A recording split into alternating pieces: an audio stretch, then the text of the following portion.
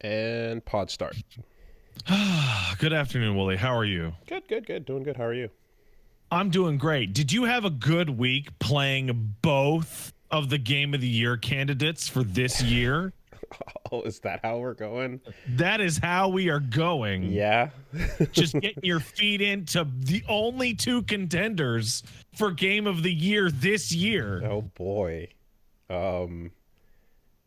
Does what is that? Is that joining?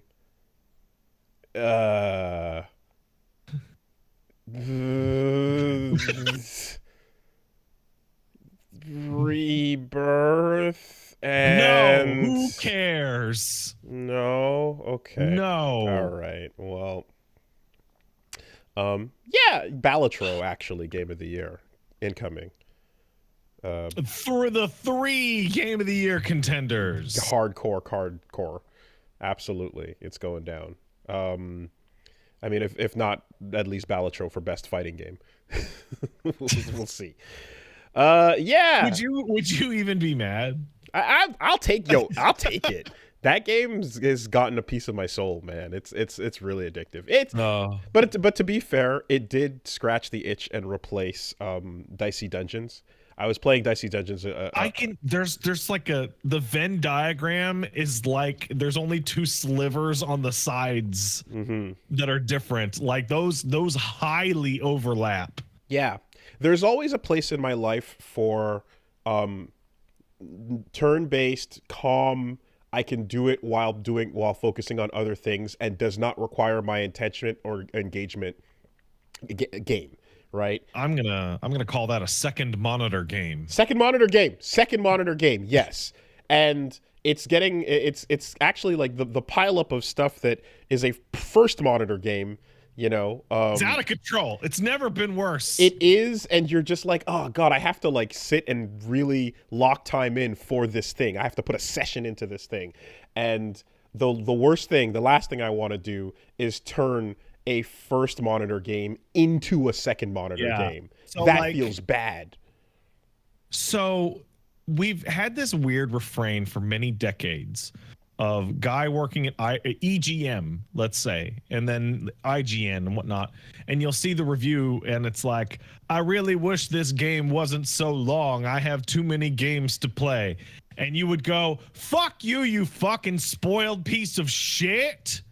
You got that shit for free. Shut up. I want Skyrim blah, blah, blah, right? But we're now at the point where this particular, like, last 6 months, regular ass people are like, I wanted to finish the Persona 3 and then FF7 and Infinite Wealth and Dragon's Dogma all dropped simultaneously. I mean, to be perfectly honest, whenever the cycle quiets down on a given thing, there's often a feeling of like, oh, that could have deserved more time or such. The fact that people like the fact that there's even a slight quieting on a game as large as Baldur's Gate 3 is madness. The fact that there's any kind of we're a little bit over talking about that is nuts. That's crazy. It's insanely big. Like, remember how long Witcher 3 got to live in the spotlight?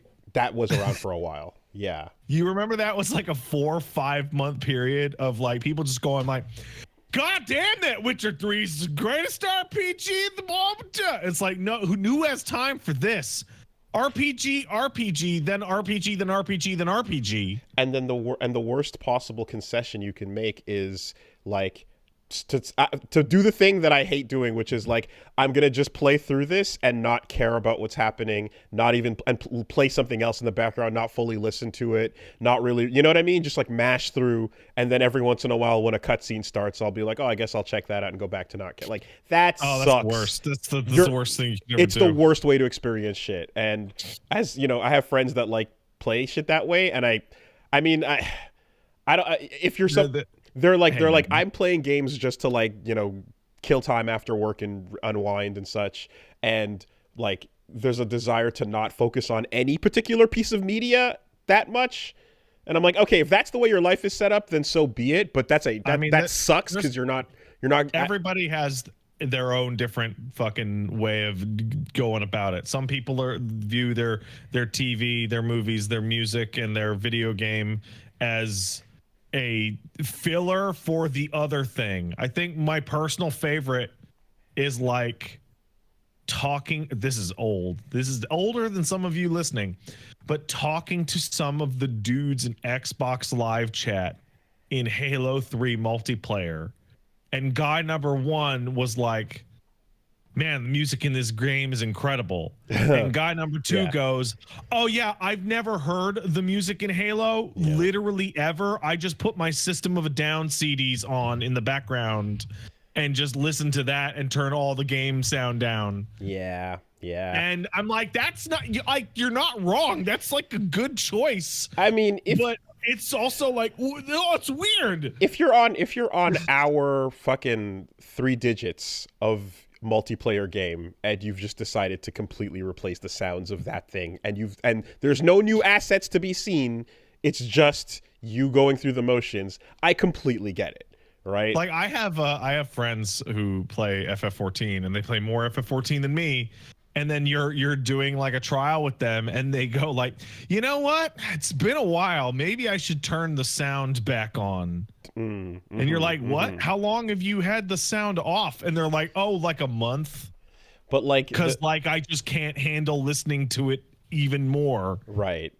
But the friend I'm thinking of friends I had in college where like all media at all times is maximum 80% immersion. No matter what it is, whether it's watching movie, watching show, playing game, anything, there's no full let's lock in and take the thing in, you know? It's there's a playlist with a Winamp playlist that really whips the llama's ass. It really does, and that thing plays in the apartment, and that thing's going 24/7 no matter what, whether a movie's on or off. There's no you know what I mean? There's just a little bit of a like, yeah, we're gonna kill some time and then go do other shit, you know? Yeah, it's anyway. Like every form of media is so that I don't get bored listening to the albums that I'm going to listen to no matter what. Pretty much, pretty much. So, I don't want to turn anything into that, and so I end up, ironically, I suppose, like getting through less of the first monitor games. And spending a lot of time on shit like Balatro, where I'm just like, one more, you know. Ooh, I got a good run there. Yeah, nice. All right. Or Teppen, or Dicey Dungeon, or fucking Slay the Spire, or whatever it is, you know. And like, hey, listen, those of you who are right there with us going, wow, this RPG glut is out of control. Don't you worry. I don't know if you put it on news there, Wooly, about the Dawn Trail timing. But Yoshi P walked out and said, hey, losers. So I figured you guys are going to want to play that Elden Ring DLC. So we'll release the expansion 7 days later. You have 7 days to play the Elden Ring DLC. Literally on stage, just kind of goes, Elden Ring DLC. And everyone's like, I'll give you 1 week. 1 week is, we all know that's fucking not enough, right? Threatening. Like that's, it's not possible. Yeah, that's hilarious. And you know it's also because he wants to fucking play it. Absolutely. Because like how much, like you go into the office, like how many of you guys are going to be playing the Elden Ring DLC, and like 40 hands go up. And they're like, okay, well we can't launch a fucking expansion if you guys are just going to be secretly playing the Elden Ring DLC at your desks. Yeah, no, it's just, it's acknowledging what it is. Not that a week is enough, obviously. That's insane. Not enough. It's not even close, man. It's some I am probably going to have to fucking wait on Dawn Trail because of the Elden Ring DLC, which is going to be weird. I haven't waited on one of those expansions. I haven't. I was about to say since, and it's like, I know literally I have not. Never. That is I have not done that. That is the priority. Okay. I mean, hey, now that's pretty much the same situation as Japan and Dragon Quest, right? It's like your life is going to be shifted around the release of this game. I was talking with my raid buddies, and I was talking about that. Like, yeah, maybe you gotta wait, but if you wait, you know, everybody's gonna have finished it, and they'll be like just available, right, for every time something comes up. And you know what?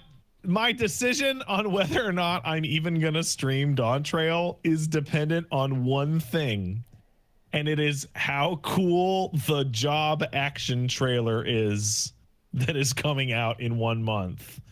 The job action trailer is the one where they show off all the classes' new abilities. Mm-hmm.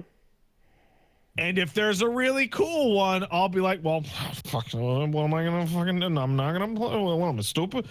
But it's if, like, nah. Sure. But if there's not a cool one, then I can wait. Then I can wait a little bit. Okay, so let me give you an example. When Shadowbringers came out, the class that I play, Dark Knight, they go, hey, here's your new capstone ability. You summon a stand that fights with you. That's cool. That's awesome. No, that's the timeline I understand. It's the one where it's not cool, where it's like, okay, well, we're going through it just as hard, but we're gonna just not stream it, I guess. Okay, let me try it to you this way. All right, let's say you're not playing Street Fighter 6 as often as you should, right? Or you think you would, right? You're like, I should get back to Street Fighter 6. Oh, Akuma's coming out. Oh, sick. I can't wait to play Akuma. And then word from on high comes down. It's like, yeah, Akuma sucks, actually. He's actually no fun to play. And you're going to go, I can wait. Hey, Ed has challenges. Ed has, I stuck by it, regardless. But yeah, okay. All right. It's the hype factor. It's like fighting games. Sure. What's the fucking, why am I seeing... friends of mine are sending screenshots of Clive standing around in 14 talking about how they're dirty hackers. Oh God. I'm like simultaneously really excited to explain this to you, and also like, I have to explain this to you. So before we continue, let's be very clear. It is against the Final Fantasy XIV TOS in order to modify your game at all. Don't modify your game files. It's against the TOS. You will get banned if you get caught. So don't do it. That being said, tons of people do it. People do it all the time. Weirdly enough, what they do is they give their characters disgusting big fake fat tits and asses, and it's like a whole weird thing. And they post fucking, there was a billboard in Texas with that weird shit on it. It's a whole fucking thing. The point being is there's going to be a Final Fantasy XVI crossover event, right? And you're like, oh, that's going to be cool. We'll get to meet Clive, and Clive will give us his titty shirt. And also, they said he's also going to get something else. I think you're going to get a mount out of it. But the drama is that the mod people, who are not supposed to be doing that, are already data mining the outfit out off Clive's body and putting mods out like today. Okay. Months before the event. Because it's in the files. Going like, look, you can wear modified Clive titty shirt. And people are like, stop it. Okay. It's not, you're not even modding shit that's in the game yet. But it's only to their local machine. Yeah. Okay. Is this similar to how the Nier stuff was out before it was supposed to? Yeah. People just grab it from the files. Okay. So the reason why there was like a tacit understanding that people mod the game, but then the tipping point was when people, this is so gross, when people started to mod their character model, like they'd mod, hey, I want every bunny girl to have like chest beefing milk freak shit on their chest, but since it was attached to the model, it would be all of the models in the game. And then people were taking screenshots of other people's characters and writing creep ass shit about them. And people were like, don't Photoshop pictures of my character into a weird sex freak thing, please. You don't pay my sub. I can do what I want. My machine, I do what I want. Yeah. And that's when they started like really putting the foot down, which is like, stop it. Just stop it. Stop all of it. All of you shut up. Stop it. It's so gross. Okay. Now, if they are aggressive, I'm assuming that like this is on the basis of you have an account that is somewhat linked to the channel you're streaming from, and like for example, if you just stream and just put some screenshots up of some crazy shit, and it has no, like they're not gonna go find the particular account you're using necessarily and be like, ban you. Oh yeah! Oh yeah! Oh yeah, dude! That is exactly what happens. But how would they if they can't? Like if because there's your character name is right there on screen. Well, what if it's not on? Is what I mean. What if you don't have? There is no reasonable way to play FF14 on camera for any length of time with your character name completely hidden. Oh, okay. No. I mean, okay, all right. I mean more so like if you're just showing something that is, if you're not actually showing gameplay, if I were to put screenshots up right now of some of that terms of service, like on your Twitter account, right, or something like that, but there's no associated account. Oh yeah, well then you know what people do, right? So let's say I am a Final Fantasy XIV content creator. I've streamed the game a couple of times. People see my character, know my character. They can go to the profile of my character, and I then post on Twitter, "Yo, check out this mod I put on my guy to make his dick bigger." People would recognize that character, right? Know that character's name, report that character. My account gets banned for life, and that character gets deleted. Okay, so the closest piece of information they can find to whatever you're talking about. So during the world first shit, we talked about this briefly, but people had like very, very minor like quality of life mods on like, can I get like numbers on the cooldown timers and stuff like that? And they were doing the world first race to say who's going to beat the encounter first. And other teams saw that and went, that motherfucker, that's not part of the base game. You can't have the numbers on the thing that you added that in, and then got those teams banned so that they would have a better chance of being world first. Right. Yeah. So don't mod the game. Don't do it. But if you do mod the game, turn all that shit off before you go live on Twitch. Don't broadcast you fucking idiots. Then. Right. So I saw some of that. And I guess that is probably going to go hand in hand with the DLC, since they showed off the 16 DLC. Yeah, the Rising Tide. Yeah, I don't know. I really don't know. Every time they ask Yoshi P about it, he says that he has to go talk to Yoshi P. Yeah, you're right. The head of the project needs to go ask the head of the project. He says that every time, and it's like, okay, answer the fucking question. Okay, well, we'll touch on that a little bit later. The week has been filled with some things, I guess. Right off the bat, yeah, the darkest. I keep saying darkest dungeon. What's that? Because I'll tell you, it's simple. DD2. Is it DD2? DD2 is a shortcut that has already been filled in my brain. DD2 in my brain is a filled spot. Oh man, I hope you're not into Gears of War or God of War. Yeah, neither really that much, so it doesn't matter, right? But it's very hard to hit the brakes. Okay, so every Darkest time. Dogma. Darkest Dogma 2. Yes. Yeah.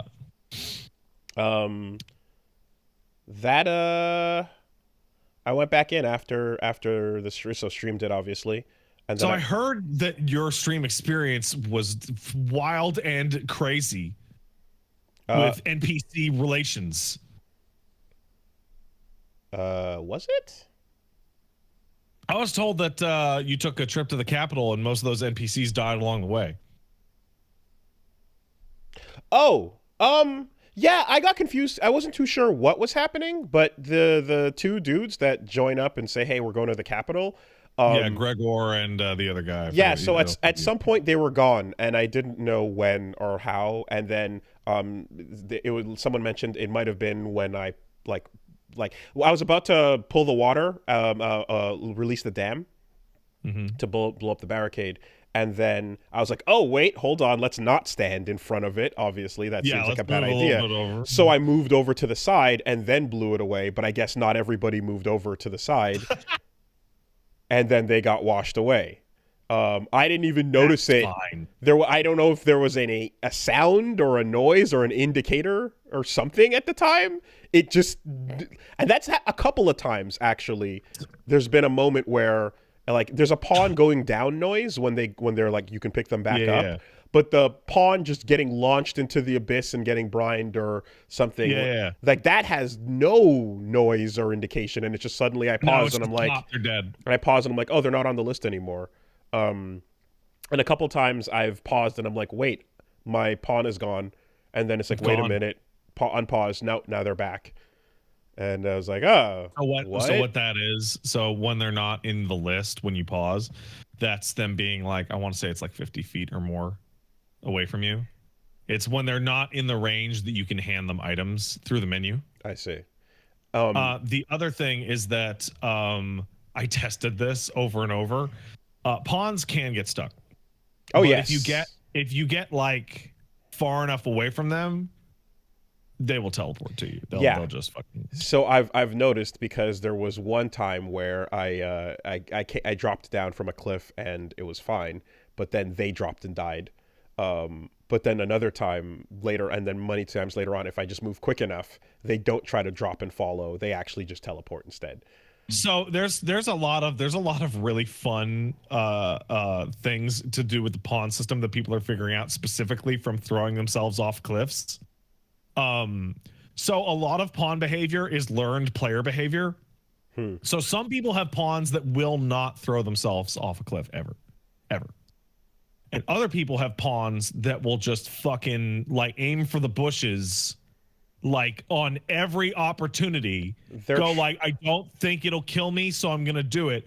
And that is learned behavior from watching players solve jumping puzzles by just throwing themselves off a cliff. Traversal data actually matters. Interesting. I picked up a goblin and threw it at a different goblin. And ever since then, Big Page is grabbing enemies to throw and yeet at other enemies.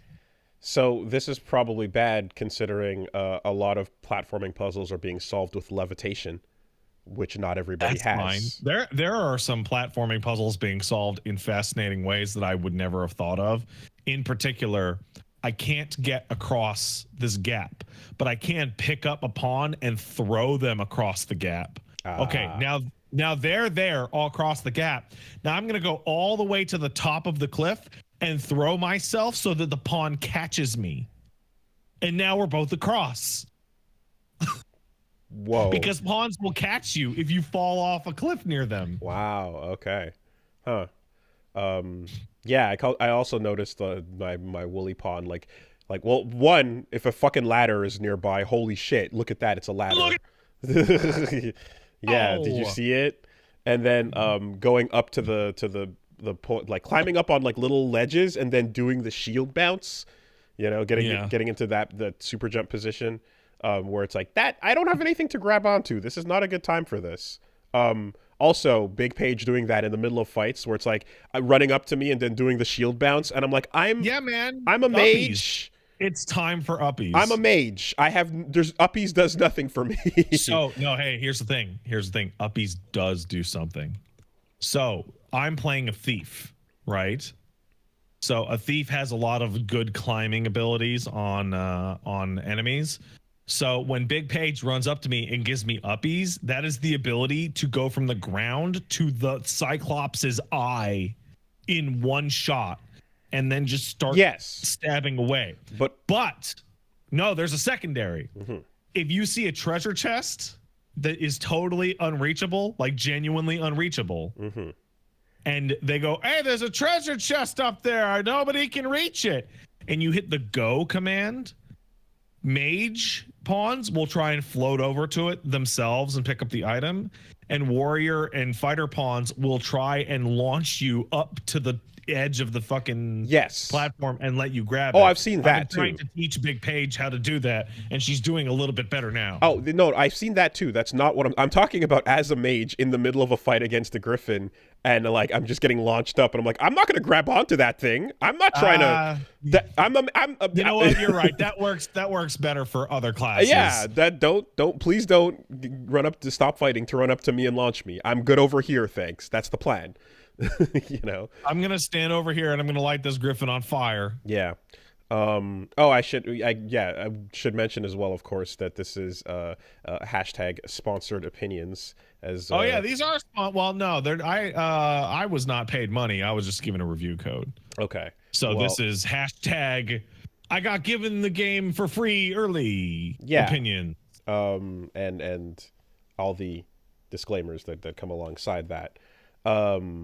I think the fact that I'm a Dragon's Dogma 1 fan is a much grander source of bias than anything Capcom could have ever given me. Mm-hmm. That, the second time, so going back in for a little bit more, so first of all, I had a really, like, insane sequence of playing, so I got up to the Nameless Village,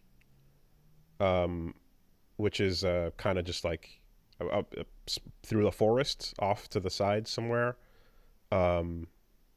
Okay. It's a location. There's a place called Nameless Village. All right, it's a location. You meet some people there. Get there so fast. I don't know what you're talking about. Okay. Well, when you talk to Brant and he gives you a bunch of quests to do before you can, move forward in those. Okay. Yeah. All right. So that's what's happening. Because I spent 14 hours before meeting Brant at all. Okay. Yeah. It's interesting because like some of that is also being because like I'm like, well, I want to see what's next. I want to get the flow of like what, because there's wandering and kind of just like meandering about. And then there's like the missions, and I kind of want to see how that's moving. Yeah. So yeah, at some point got moved forward towards the forest, and then checked that out. And then past that, got to the next point of interest was a cliffside, and I walked up to that cliffside, and a golem was fighting the griffin. Oh fuck yeah! And I was like, oh shit, okay, we got one of these big battles going on, and they're like swinging at each other, and then some random archer is also involved. So I ran up, got in the fight. And then the griffin fucks off, so then we fight the golem. And it's a full-on whopping serious fight. It's like this is pretty much the limit of where my levels are at right now, but managed to do it. And then there's a camp right next door. So sat at the camp, woke up, and the griffin was on top of us. Oh, yeah. Right? So, like, hidden very deep in the tutorial for camp, it says make sure to clear the area of nearby enemies before camp because they may ambush you. But specifically griffins and drakes can fly around and may not actually be near you when you sit down. So woke up with it on top of, with us just under its ass going crazy. Go time. So, fought that and beat it down, and then like with its like last little bit of like its last life bar, it fucks off and flies away, Monster Hunter style. So it's like, oh shit, okay. So then, hey, let me ask you, now that you've gotten your hands on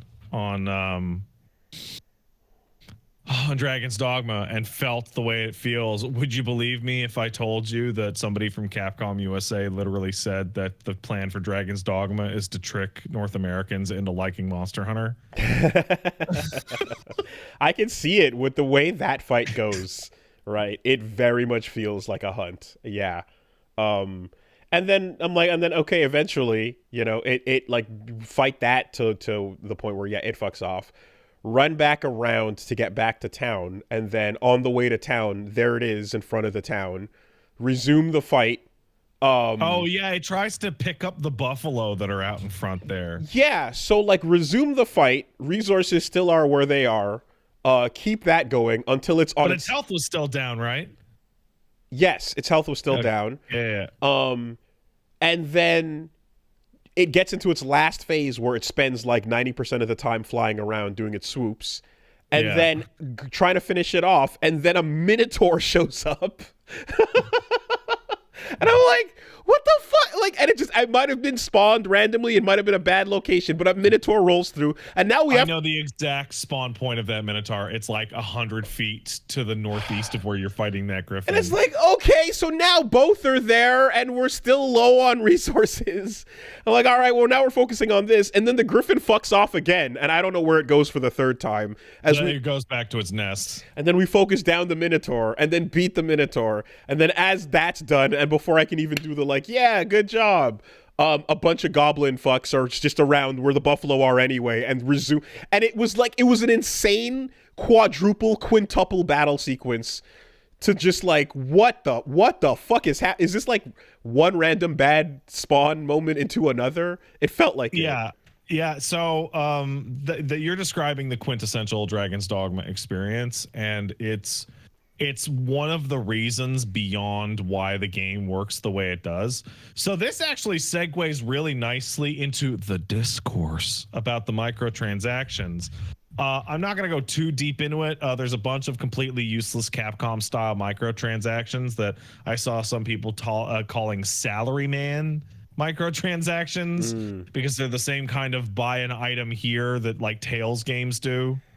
So the shitty like orb buys that they put into DMC as well, this DMC and the ones for RE4, and I looked at those in the review period and then went, oh, that's stupid, and then ignored them and then completely forgot they existed. But a lot of the gut feeling beyond that comes from there are fast travel items like called port crystals, which are fast travel points you can put down that you can buy via the microtransactions. And people look at that and they go, hey, wait a second. This game has the most punishing fast travel system of anything I have ever played in my life. They obviously made the fast travel bad so that they could sell this stupid fast travel nonsense in the mini buys, right? To which I have to tell you, as somebody who didn't play Dragon's Dogma 1, fast travel in Dragon's Dogma 1 was way worse than it is here. And one of the reasons why fast travel is so limited and so bad is that they want you limping your ass around the countryside and having problems fall out of the sky on top of you in situations where you go, I don't think I can handle this. And right when you're finally about to handle it, here comes a Minotaur to make you feel like you can't handle it again. Right, which is kind of what I had happen to me, where just everything's dropping on top of my ass on but if you were limp just back like, to the capital. If you were just like, oh, well, I got to do a quest in Melv. Melv. Oh, I got to do a quest in the capital. I'm in the capital. That said, though, like, that's a design I can respect when it's meant to be, like, that level of bullshit. Reminder that I love Darkest Dungeon, and I also fucked my way through Fear and Hunger, one of the most bullshit games, right? So I'm down with that kind of thing. But it is shitty still when it's like, yeah, but here's an out and you just got to spend on it, right? Yeah. That's still a shitty thing to do where you're like, we've designed it because we want you to feel this way, but if you don't want to feel this way, so here's the thing. That still sucks. Even if you did spend the money, you would still feel this way because the item that you use to travel to those fast travel points are insanely prohibitively expensive. Fairy stones, the item that you throw into the sky to fast travel to a port crystal, costs 10,000 gold. Like they are absolutely ridiculous. Oh yeah, and I'm dying. I'm suffering for gold right now. Yeah, you're too. broke. Right? I made the mistake of switching from mage to sorcerer, and then I didn't like it and switched back, and I was fucking like, that was all my gold. That was everything. So like I look at the microtransactions that DD2 has, the same way I look at them for RE4, the same way I look at them for DMC5. I go, this seems like a necessary evil to keep this out of the real game. But I would say just commit to your design. If that's what you want the game to be about, then don't give the microtransaction out to something that you think people are just going to think annoying. I have a sneaking suspicion that since we have seen this in every single Capcom game for like 8 years, that it is not on the dev team to decide that some of these things go in. It seems like it, given the nature of DMC getting that, and yeah, even it makes me think about like Street Fighter getting all the characters are reasonable, and here comes $400 of Ninja Turtles crap. costumes, yeah, and like DMC4 Special Edition as well, where it's like, you know, like this is a game that was already fucking older. You added some new content to it, but the same concept applies. Yeah, I think it just basically like makes the design of like you're supposed to struggle and like I'm running back to the capital to Melv with like low resources and all that, like all of that. You make it you make the player commit to that, you know. I think it helps the core of it. Go ahead. After you. Okay, no, after you. Well, just the idea of like that slog and that suffering and all that, and then having this kind of micro mini buy to buy your way out of it. Yeah. It helps that like that type of design is mitigated as well by the fact that this does have a save anywhere option. And and something that has been clear over the course of like the opening of this game and playing through it a bit is that like, yeah, we've over time we've talked about how, you know, this is a fantasy adventure game, but like don't think of it as like necessarily just a Souls-like because of anything, and you're not. Like, and it's super not, you know, and different fucking weird thing. And I went into that thinking of that. I'm like, yeah, don't think too hard about that being a Souls-like, because it's not that. But also like I'm so used to the idea of like saving being this like rare, restrictive, you know what I mean, like earned thing that like is in those games that even here I often forget. Oh wait, no, you can just pause and save. The save system in this game is so confusing and so brutal, and it's so weird. It lets you, and I love it. It's weird that you can upload things and still undo progress. So, okay, here's how it works. There's two. Okay, so before I go into the save system, I want to say that like the biggest crime that the Dragon's Dogma 2 DLC commits is that I am personally of the belief that nothing in this game was changed to accommodate this DLC. This seems like a must-have checkbox for some kind of investor mandate or some shit. But it does reasonably so cause doubt in the average person that, hey, did they fudge these fucking numbers to make me more willing to buy this? I don't personally think so, especially after I played DD1 and fast travel there was way worse and way more restrictive. That they then back down on in Dark Arisen. But it gives that doubt of like, was this fucked with to get more money out of me? I have one in mind, but yeah. Which one's that? I'm curious. The fact that I had to jump over to a different account to start a new game to show off the beginning of the game, and I couldn't find a way to resume the save I already made with the pawn that I uploaded is ridiculous. If this were a console, you just go to save and erase your save, but on PC, I had to switch to a different account for an hour. So it's super goofy. So this is the really fun part, because everyone's complaining about certain things. They're like, why'd they do it like this? And it's like, dude, in Dragon's Dogma 1, it actually worked the exact same way with one notable difference. There was a new game button on the screen. Okay. That would immediately erase your singular save file entirely. This led to my favorite bug I have ever encountered in my life. Oh, you told me about this. Yes. Yeah. Where the pawn save wouldn't actually leave. Yeah. And so you would load into a brand new game, and like a year and a half of pawn rental currency would slam into your new game. And I think that's why it's different. I think their solution to that nonsense is go, well, you can't start a new game. I had to ask Capcom, because in the review thing, they're like, hey, if you're going to stream the game, can you please start a new game? And I had to email the lady, and I was like, how do I start a new game? And she's like, go into the Steam and delete the files. And I'm like, fucking really? That's the fucking what? That's so weird. Yeah. The game also has like Dragon's Dogma 1 did, and I have a sneaking suspicion the game has a very pronounced new game plus cycle thing going on that makes sense for you to use the same character over and over and over and over. Okay. But yeah, there is a like, you want like a level of fucking with saves element where it's nonsense. That's coming in a patch like this week. Yeah, because it's new game is going to be a patch. I saw that load game. But like, here's the level of fuckery though, is that like load game also has load your last save or load from the last in case you want to undo even more progress and create even more alternate realities and disparate versions of yourself. That is okay. So you want to hear? You want to learn how the Dragon's Dogma 2 fucking save games actually work? You want to hear this shit? All right, here we go. So, in the files, you have 2 save files.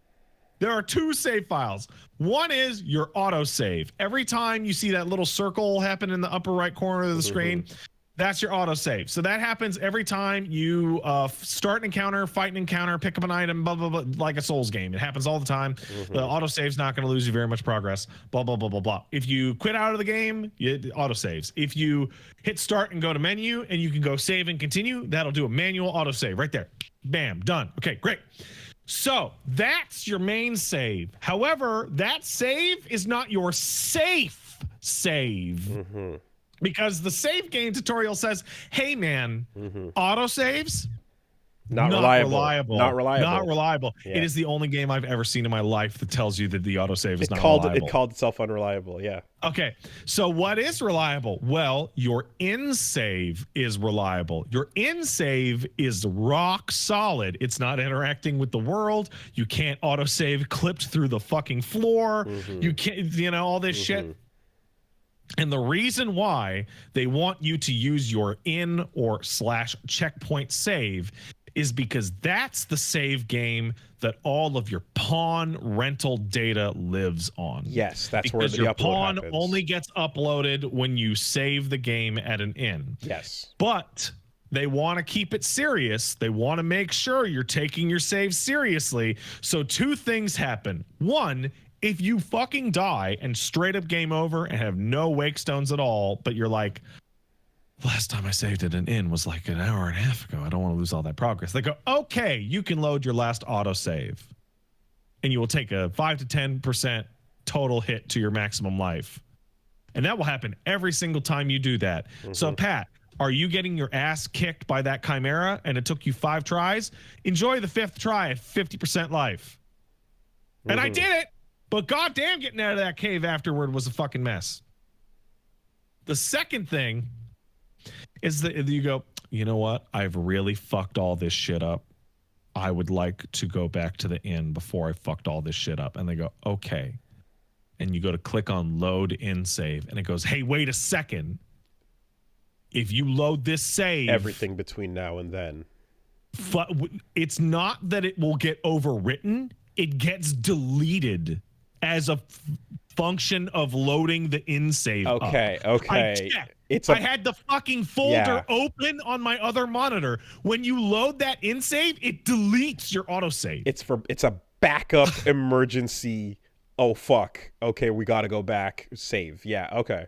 And so it is this like really like violently aggressive idea of Itsuno being like, listen, I want you to take this shit seriously.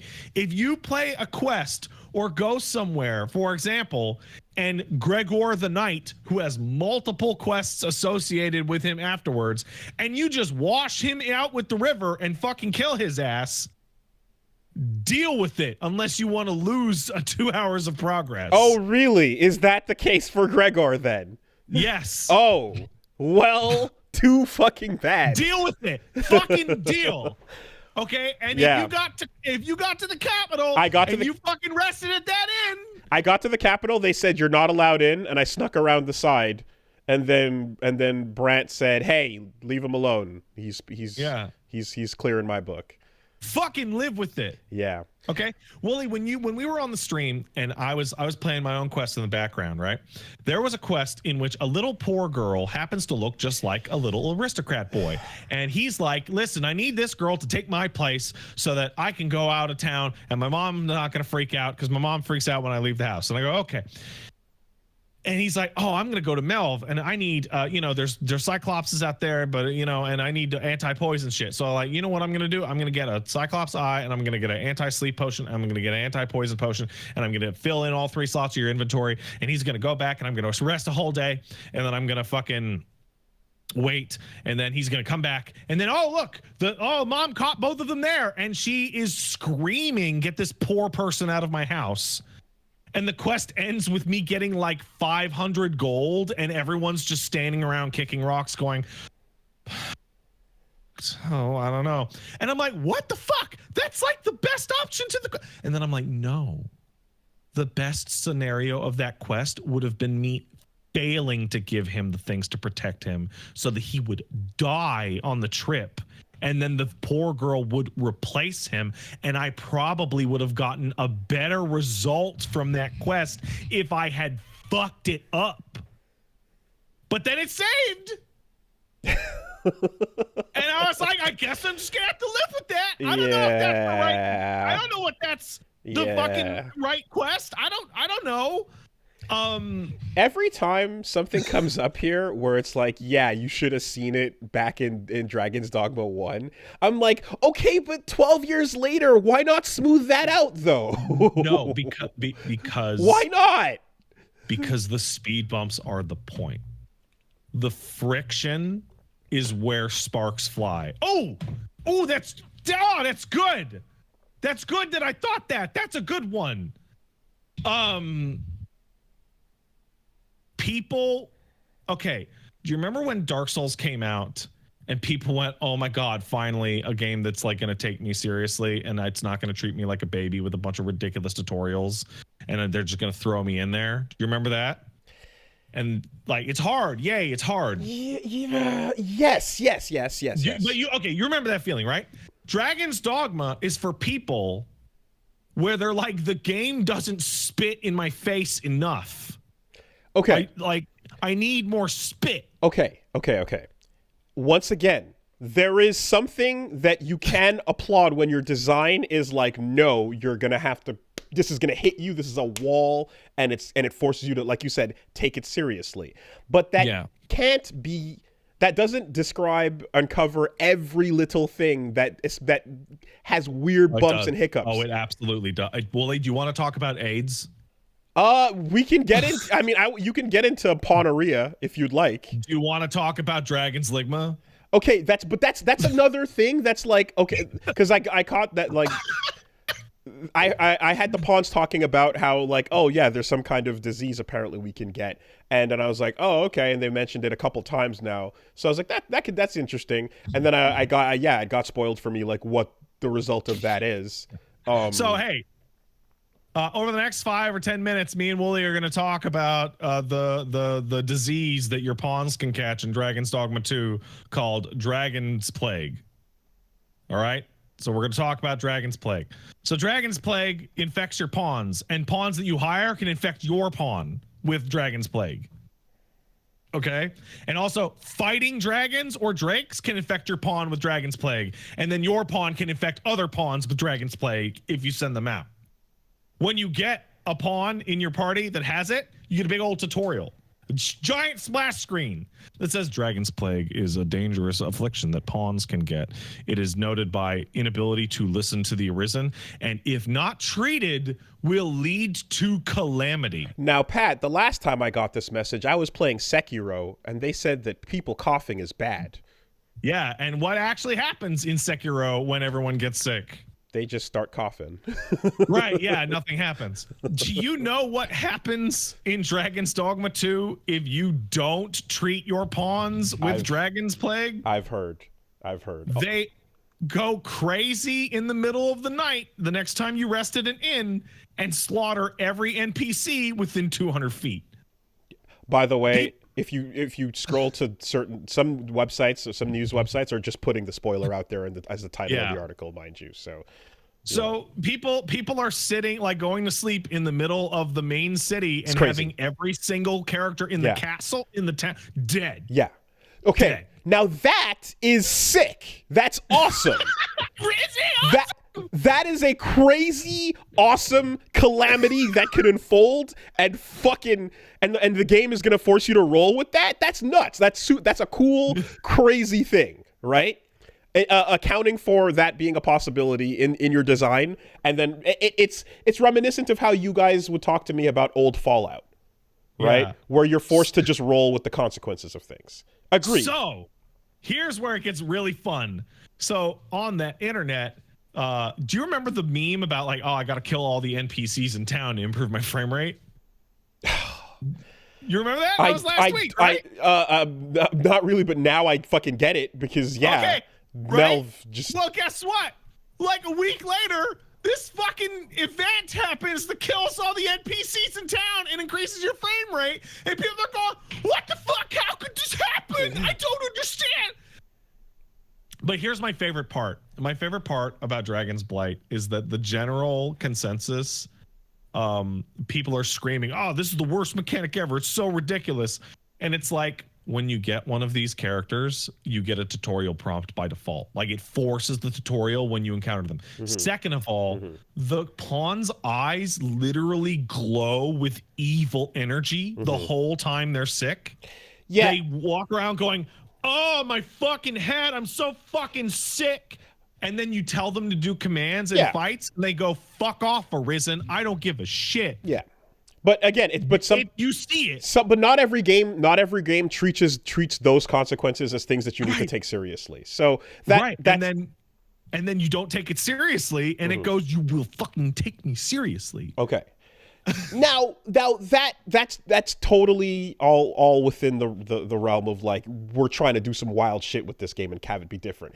That being said, the times when the frame rate drops to a, like, unfucking believable, it's like, come on, man.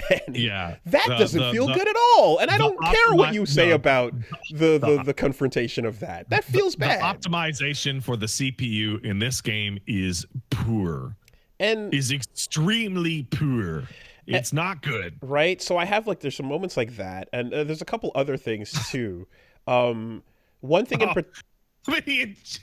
Susie in chat describes it as E3 trailer frame rate. Right.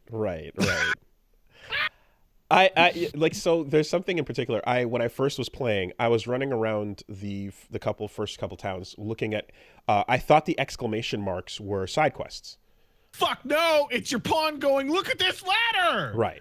So then I was running around looking for who had a side quest, and it's like, side quests are completely unmarked. Sometimes someone will walk up to you and trigger one, but a lot of the times they won't. Now sometimes you only get the side quest if you've been making friends with the person and giving them gifts for an entire week. Or other times someone will walk up and be like, "Hey, what do you think of that beggar's story?" And I'm like, "What beggar? What story?" That guy. Yeah, and you're like, "Huh?" And then it's like, "Oh, there's an interaction there." Okay. Would you like to know what that quest entails, Wooly? I'll go do it. I'll find out. But no, you have to watch him and figure out where he's. My point is, when it says you have to watch him, it means you will sit there for the 28 minutes it requires to have him cycle through his entire day and follow. I have the whole most of the quest in fast forward in the video that I put up. Jesus. Okay.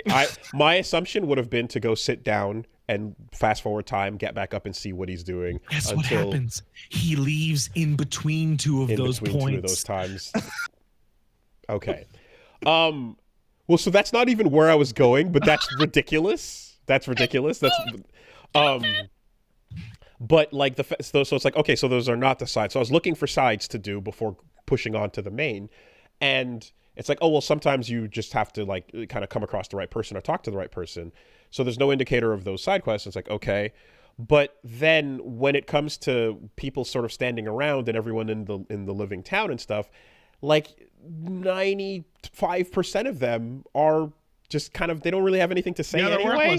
So then I was like encouraged to go start talking to people to try and trigger a side quest and figure out. But then I was discouraged because no one had anything to say. Hey, guess what? You know how they all have that gift button? You know how there's an NPC log in your tutorial? That's because different NPCs have labeled as different traits. And if you give them a bunch of gifts multiple days in a row, they'll give you a book on pawn specialization.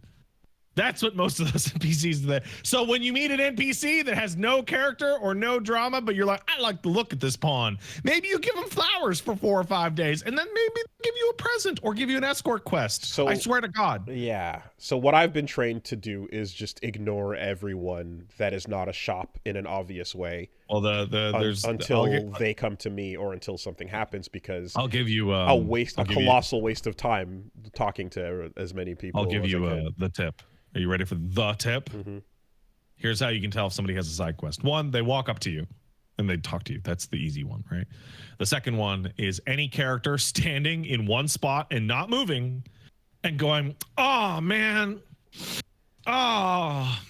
Okay. Oh, what am I going to do? That happened a couple times. But there were some people who were doing that who actually were just flavor. There were a couple people that were standing around going, damn, this sucks, man. And they're just in a group and like they weren't any sort of trigger. The other thing, and boy, is this unclear.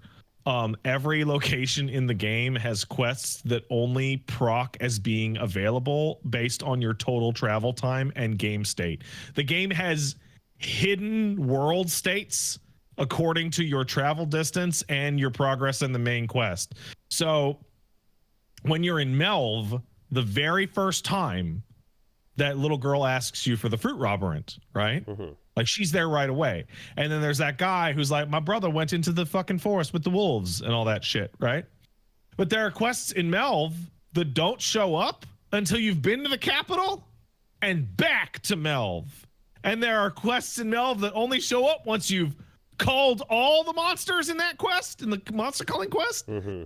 and then go back to Melv. Mm-hmm, mm-hmm. And figuring that shit out seems impossible.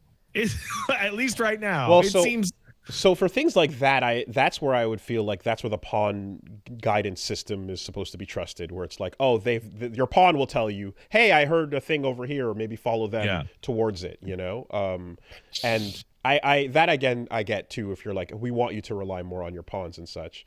But overall, yeah, I guess like what made sense to me was that I didn't get as much in advance was the nature of how this is an outing based game, how you will plan for like an outing, right? And like the trek they'll be like, oh yeah, it's a stone's throw from here, and it's not. Bullshit. It's not. That cave is gonna take you a goddamn minute, and by the time you get through it and back out, it's gonna be nighttime, and it's gonna suck. But you have an outing, and you gather and you do all the things you can with that, and then you have to survive your way back and use your resources, and on the way things will go wrong. And then when you get back to the inn, you can unload, and all this shit that you got, you'll make your items, you'll do a safe loop and then plan the next one, right? Yeah. And the concept of doing loops like that is cool. I like that, and I legitimately enjoy it. It's similar again to Darkest Dungeon, how you go out and do a run and then push it further and see what you can do. It's also similar to fucking Monster Hunter. Yes, right, and you can keep it, and and those things go wrong along the way. But this is gonna push you to do some shit that is, that's the primary objective in a way, and then of course the quests and mainline and all that stuff is kind of happening behind this concept of like going out into this thing, uncovering some more map. The whole game is just an excuse to throw your ass into the wilderness and force you to find your way back. And furthermore, it deliberately tries to throw you off the trail by having your pawns all tell you to go here, go there. There's actually an uncovered camp over here. There's actually a rift stone over there. And so they want you to kind of get turned around and lost. Or maybe you're taking the fucking ox carts from Melv to the capital, and maybe 200 feet in, a griffin attacks it and smashes the cart to pieces, and you're just gonna have to fucking walk now. Right. That I definitely get the flow of now that that's cool. But just the things that are held together with duct tape and string are just so like As somebody who has beaten the original game like 5 times, there's parts that you can tell are like, man, I'm kind of shocked you didn't put more work into this, even after you said you were. But most of it, and I really mean most of it, was for Dragon's Dogma 1. Itsuno went, I want to make a game for freaks. And 12 years later went, I want this game to still be for freaks, but more. Mm-hmm. Like, this feels like the same kind of Eastern Ukrainian stalker energy being put into a Capcom game. And I guess I'm just like, all of that for freaks aspect to it can still be in there with more polish that makes things like, you know, not polish in the sense of make it easy so the plague doesn't actually have a commitment. Frame rate was higher. That's what they need to have a better frame rate. That's what they need. Yeah, the you know, like again, the pawn death without knowing what happened, and the talking to the guild master, and then Wooly's gone, and then it's like, wait, cancel, talk to him again. Wooly spawned back. You know, so I made a overall just things are. Yeah, I called it Dragon's Dogma was my favorite 7 out of 10 game ever. And Dragon's Dogma 2 in my preview, I said it feels like it's just great, it's finished, it's done. And I spent a lot more time with it. I feel like I should have done that to be like, this is the best 10 out of 10, 7 out of 10 game ever. Way better than Dragon's Dogma 1. It's like kind of the way that I describe Witcher 1, in which like it is a fucking fucked up game for crazy people. Mm-hmm. Like a lot of the things that people look at for this game are like, why does it do it like that? Like, why does this game act this way? That's so awful. And I'm just sitting there going, yeah, it's terrible. I love it. Like, I can't get enough. Yeah. Like, I can't get enough of this game's weird jank. Okay. Yeah. I there's some of it works and is very justifiable to the design, and some of it I feel could just like, come on, you could have. And I guess too, when I think of like a game like DMC5 is wild as the other Itsuno, because it's like that DMC5 is smooth. It is the most polished thing ever, and like that game could look and feel janky and shitty, but like if the combat played the same way, we would still love it and get that level of enjoyment out of it regardless.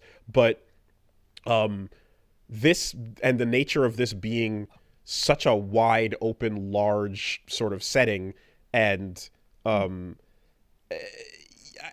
guess it's just like, I don't know how the size of the game and towns and NPCs and all that stuff compares with like the previous game and such, but it's like 5-10 times bigger. It's so much bigger. It's crazy. Okay. You have already explored in your current playthrough approximately the amount of space that Dragon's Dogma 1 had in totality. Like, I'm not even joking. Wow. Like genuinely. Okay. Holy shit. Because I guess I'm just thinking of like the kind of glow up you expect of a franchise, like when it comes out, like, yeah, more than a decade later and such, is usually like one where you take the core of those things that were the best and you hold on to those things. Yeah. So they said, hey, listen, you remember in Dragon's Dogma 1? Okay, so I'll tell you right now, there's a quest in Dragon's Dogma 1 that the entirety of Dragon's Dogma 2 is based off of. To the point where the starting location of DD2 is the end point of that quest in Dragon's Dogma 1. In Dragon's Dogma 1, there was a quest where you had to chase a griffin all the way to what was called the Blue Moon Tower. That is nearly a 1-for-1 recreation of the excavation site in DD2. Right? Okay. So you would leave the capital and you would go north, and you would fight a bunch of wolves, and you would fight a bunch of goblins. Then you would see a healing spring, and then you'd fight some harpies, and then you would go through a valley, and in that valley there'd be a lot of wind, and your character's weight and height would affect the amount of wind. And then you would push into the valley, in which you would get into a desert area, which is the second area in Dragon's Dogma 2. And in that desert area you would fight a big golem, which is a big set piece moment in Dragon's Dogma 2. And then you would push through that desert, and you would be barely scraping by, and then you would see the gigantic Blue Moon Tower. And then at the top of Blue Moon Tower, you had to fight the Griffin. And then after doing that, they said, now go back. go the whole fucking way turn back. Around. Oh, geez. Yeah, okay. Right? Mm-hmm. And that quest takes an hour. So for Dragon's Dogma 2, when you go to the capital, how long does it take to walk to the capital? It takes about an hour, and you get your ass kicked the whole way there. And every single outing feels like it is based off of that very specific quest, because that was the highest high of that game. I see. And they said, let's just make the whole game like that. That's my gut. I need to go. I'll be right back, if you'll excuse me. BRB.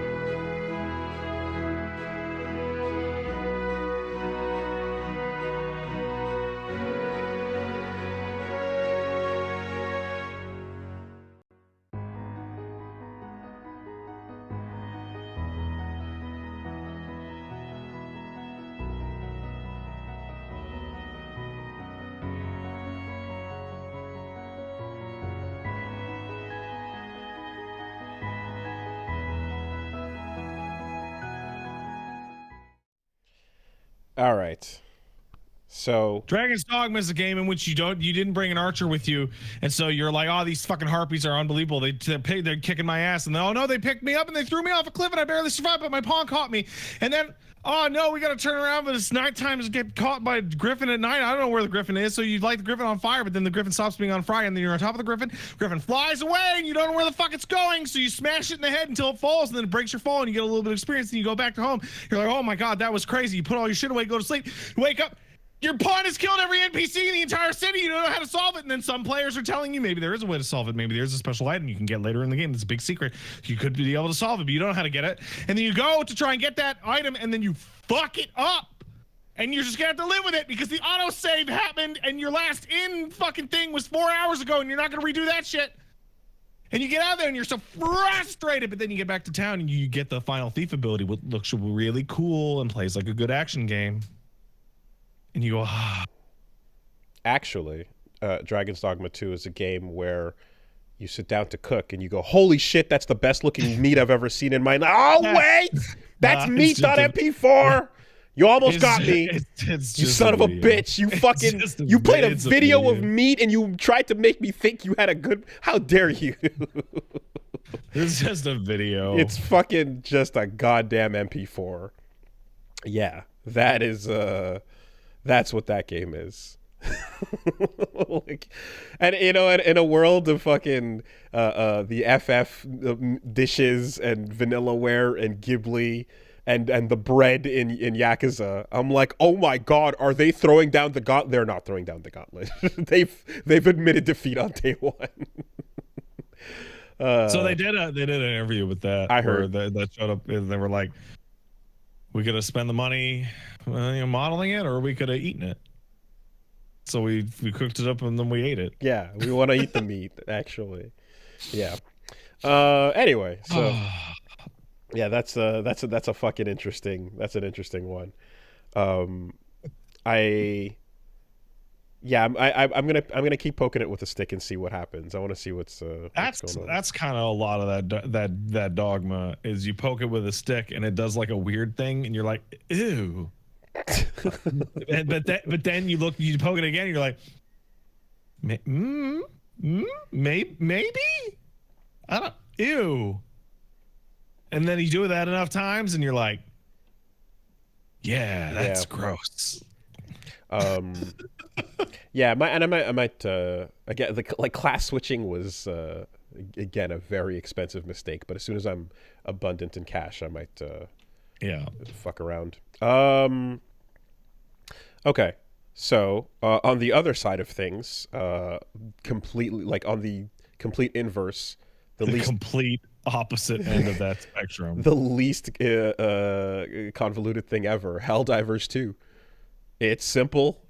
You go, you shoot, the mission is done. That's it. Those bugs hate democracy. So I saw a lot of people joking about that, but then like the official Helldivers page put up, like, they're putting up little things of like, hey, here's some information about the Brood Commander. And the Brood Commander's description is that it's an armored bug that shows up during election season. And the description is that the bug is strong and tough and fast and is absolutely determined to destroy the right to vote. Oh, fuck, that's incredible. That's really good. And you're voting for your preferred choice, but it's these are your democracy preferences. This is not your it's actual managed vote. Democracy. It's different.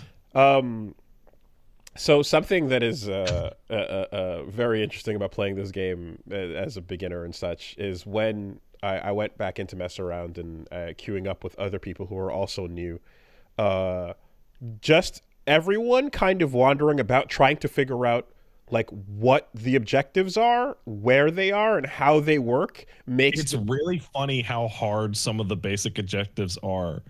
it's unclear. Like some of the stuff that's unclear I can tell eventually become clear, because you're like, I know what the asset looks like, I know what that tower is, I know what that satellite is, and I know it's going to be looking in a different direction, but ultimately it's the same mini game that I have to do once I get to this type of objective, right? You're going to internalize that at a certain point, but until you do, when you're like, what does it mean? Where do I turn the what radar valve? dish? Yeah, there's a beep beep for the range of the beep beep. Okay, get the yeah. So meanwhile, you're being attacked by bugs and robots while you're trying to figure out this little mini game. Yes, and so like some of those, like, we're just me and like a couple other people that are like, yeah, like as we're all learning it, you're just like, that mission takes a lot longer because we're all smashing our heads into different things, going, is this what the objective wants? And then eventually one of those things goes, da-da-da-da, yeah, you did it. Fuck yeah. What the hell's a sample? Yeah. What is that for? And I guess the other bit too is like getting used to, like, yeah, things like the treasure trove door that you can explode, the different types of waves, the different types of traps and stuff like that. But it's other than just, yeah, getting used to the swing of what's there. Fucking that can absolutely be a second monitor game. Oh yeah. If you like, I prefer my second monitor game to be turn-based in general, because like there's a level of it where if I'm playing something that is like live online and can't be paused, and then like Punch Mom walks up to like to talk about something and is like, oh, this is live or whatever, and I go, I can't pause, give me 5 minutes. That's usually not the type of second monitor game I'm looking for. That's not gonna happen. Hell, hey, can I sit here for 5 minutes? You can die. Yeah. If you don't move for 5 minutes. Also, of course, the other part of the ropes is people not knowing the redeploy system yet, or at all really, and just like, oh, I'm never gonna get spawned back in. I'm just going to have to. Oh, weird. I haven't run into that myself. Like there was a couple games like where people just like, I'm not even looking at the concept at the thing that says you're dead and I have to bring you back. I'm just gonna, you just stand. Oh, that's awful. If you wait long enough, it'll eventually respawn you, but like, boy, not every teammate is gonna even bother. Well, that sucks. So it takes you a long time to get back in sometimes, and that's a fucking flow killer. You see Joel's hopping into people's games and dropping them APCs now? No, is that going down? Yeah. Yeah, he's just like, before every feature shows up, it just appears at random. This past one, somebody was recording their screen and Joel was like, hey guys, have fun. Here, I gotta go back to work. Here's a truck. Nice. Yeah. I mean, not much to say beyond like it's super basic and simple. Yeah, I guess there's no, are the missions like just like kind of randomly generated like every time one yeah hits? More or less. Each difficulty has a variety of types of missions. Okay, because like, EDF obviously had like its progression, and then there was the big boss levels that were a specific type of crazy challenge, but each planet tends to have one map. It's just gigantic and they rotate it, and but there's no big like bosses or anything like that. Oh yeah, there is. When you get the mission, destroy a Bile Titan. Oh, okay. Or you play on harder difficulties, you'll see some shit. Okay. We got the robots now, and we're getting the trucks soon. And the bugs are on a like really intense offensive, and people are finding what's called Hive Lord skeletons, which are basically dune sandworms. Oh shit. So those are probably coming within 20 days. Okay. Yeah, is there anything to gather when you're grabbing all those little lore pieces from all the tractors and stuff? It's the samples. The samples are what matter. Okay. The samples are meta progression. But Is there like interesting lore on the tablets that are being found? Oh, there's a couple. I think the most interesting piece of lore in the entire game is when you get the mission terminate illegal broadcasts on bug planets. I did see that one. Yeah. Get down there and shut down the broadcast. Mm-hmm. You got to shut that broadcast down. Don't look at it though. Don't look at the broadcast. Yeah. But yeah, it's just this fucking feel good, like Dead by Daylight, Left 4 Dead. Just get the gang together and go shoot some bugs or shoot some robots. Don't think, just shoot. It's like, hey, did you play MGS5? Because the devs of Helldivers clearly did. Did you notice that the controls are like exactly the same? Diving to the floor and crawling around is the most MGS thing ever. Yeah, in a way that other games. And when you're on the ground and you aim, your character rolls around. Yes, yeah. That's the only other. Yeah, people did comparisons where your movement, your crouch, the height of your crouch, the dive, they're all pretty much just ripped right out of MGS5. It's crazy though, because the game would be so different if that double tap resulted in a roll. But it's just not that game at all. Yeah. That Helldiver's pretty good. Also, me and Paige tested it. It works pretty well on Steam Deck also.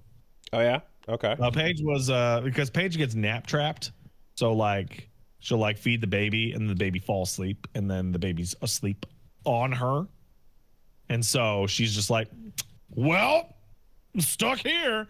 So we wanted to see if we could get Helldivers working on the Steam Deck, and it does, and it works well.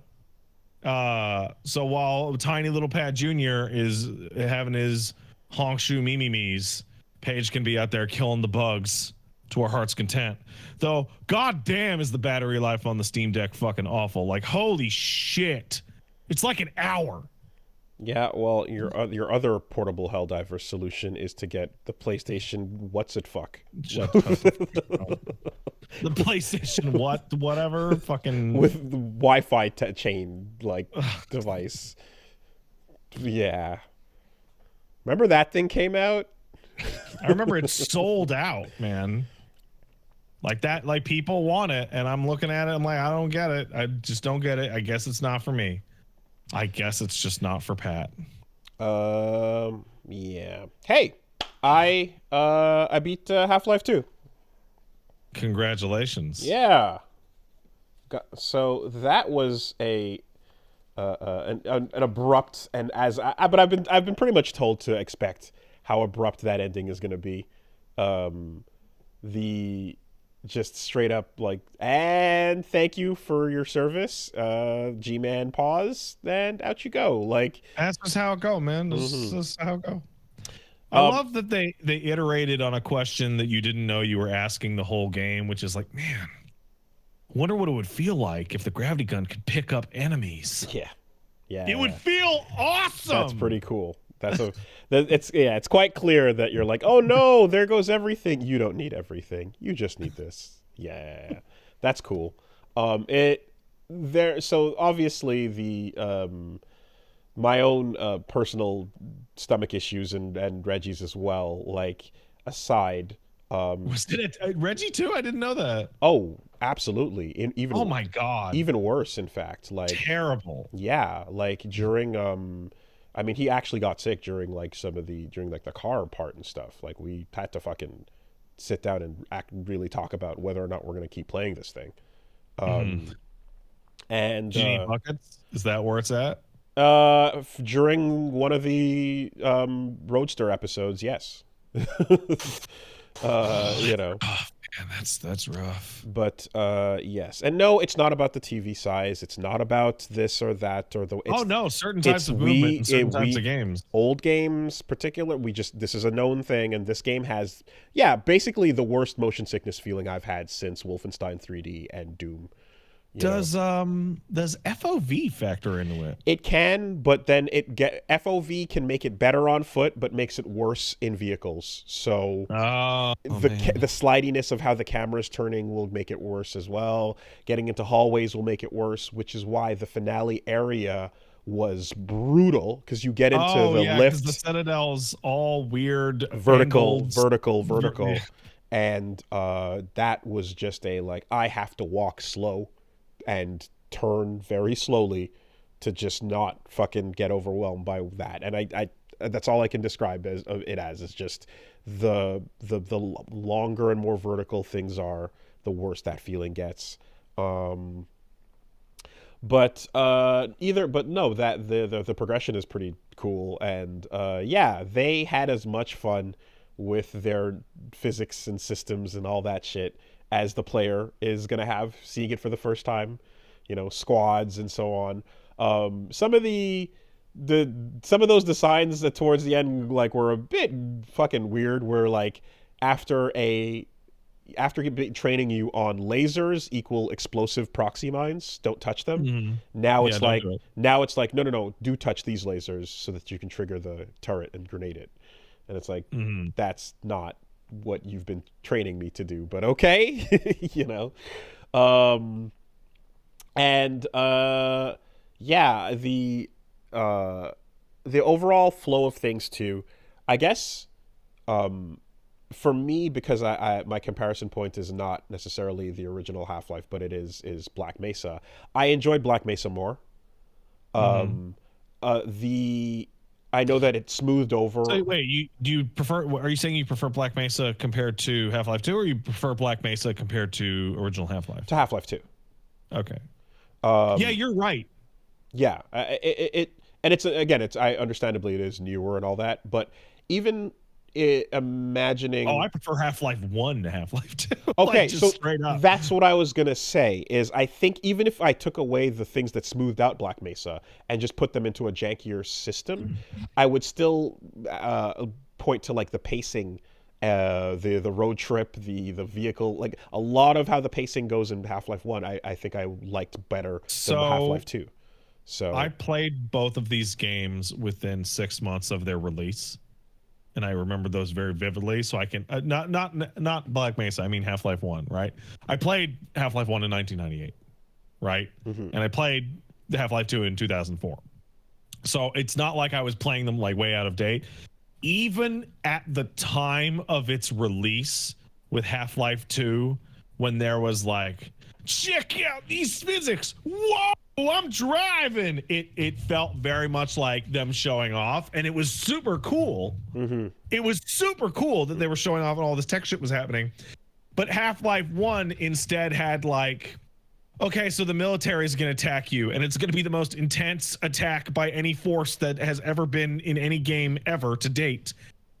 And it's more intense in Half-Life 1 than it is in Half-Life 2. Yeah, that tank, man. That fucking tank fight is crazy. It stands out. There's one exception, which is Ravenholm, which is like, holy shit. That's a really good sequence. That's a great level. But yeah, then things kind of came together in a way that some of the progression. So I had a couple bugs where like the dog is supposed to come and like lift up a thing and create a progression point, and dog just never showed up. So like Barney and dudes are just talking to themselves in a one-sided, weird thing. You are just emitting some kind of fucking field. Oh yeah, I am, but at the same time, old jank is fucking old jank. I literally just walked forward in the game, and that's what happened. But then a couple of moments of like, okay, wait, where to go next? And it's like, this is just age, of course, but it's like that place that you looked at actually, and while you were fighting, an explosion opened up that changed the thing to a progression point, but you are being zapped from fucking stalkers and striders and missiles, and so yeah, that was way over there, and that like, oh yeah, you're kind of like, oh, that was a dead end a minute ago. This is the as somebody in the chat correctly points out. Oh, it's Solidus. Solidus points out in the chat. This is prior to the yellow paint epidemic. But Half-Life 2 has I don't know if you've ever played Portal's commentary track.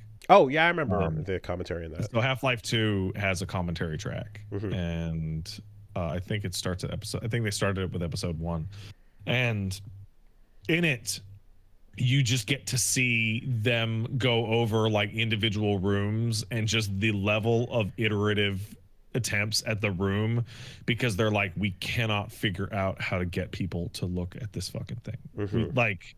And that's when you started to see them describe rain, and rain falling down from heights gets people to look up, and the light source shit, and arrows and paint on the walls. And it's like, even though this is like you're listening to them describe it, by today's standards, it's still like fairly primitive in terms of guiding your eye. Half-Life 1 didn't have to guide your eye because that game's a hallway. Yeah, like that, yeah. You crawl through a vent and then you get to the next room, and then you crawl out the sewer and you come outside. That game's a hallway with rooms. Half-Life 1's map looks like a Devil May Cry level. Yeah. The amount of times I ran in big, large loops during an action sequence, increased drastically in the last third of that game. From the rooftop where you're fighting all the Striders to like looking at like where the next point is, and I was like, oh, am I supposed to drop off to one of these approach points to this building? And it's like, no, you have to kind of tightrope walk along some struts to jump over a wall to get to the next progression point. But like, you're initially looking at this whole plaza from like a top view, and you're kind of wondering which side leads to progress, and it's unclear. The actual Walker fight with Strider fight, where like I'm like, oh fuck, okay, it takes about 5 missiles. Looking for a source of missiles. I got some, but not enough, and had a save that was like, am I fucked? And it's like, no, okay, there was actually an under area. There's usually a box that will just give missile. But it was kind of out of the way and had to anyway. Like, I eventually kind of found that there, well, certainly with Reggie's help as well, we were able to like not barf our way through to finding where that was. And there was like 1 or 2 other moments of like, forward is not clear right now.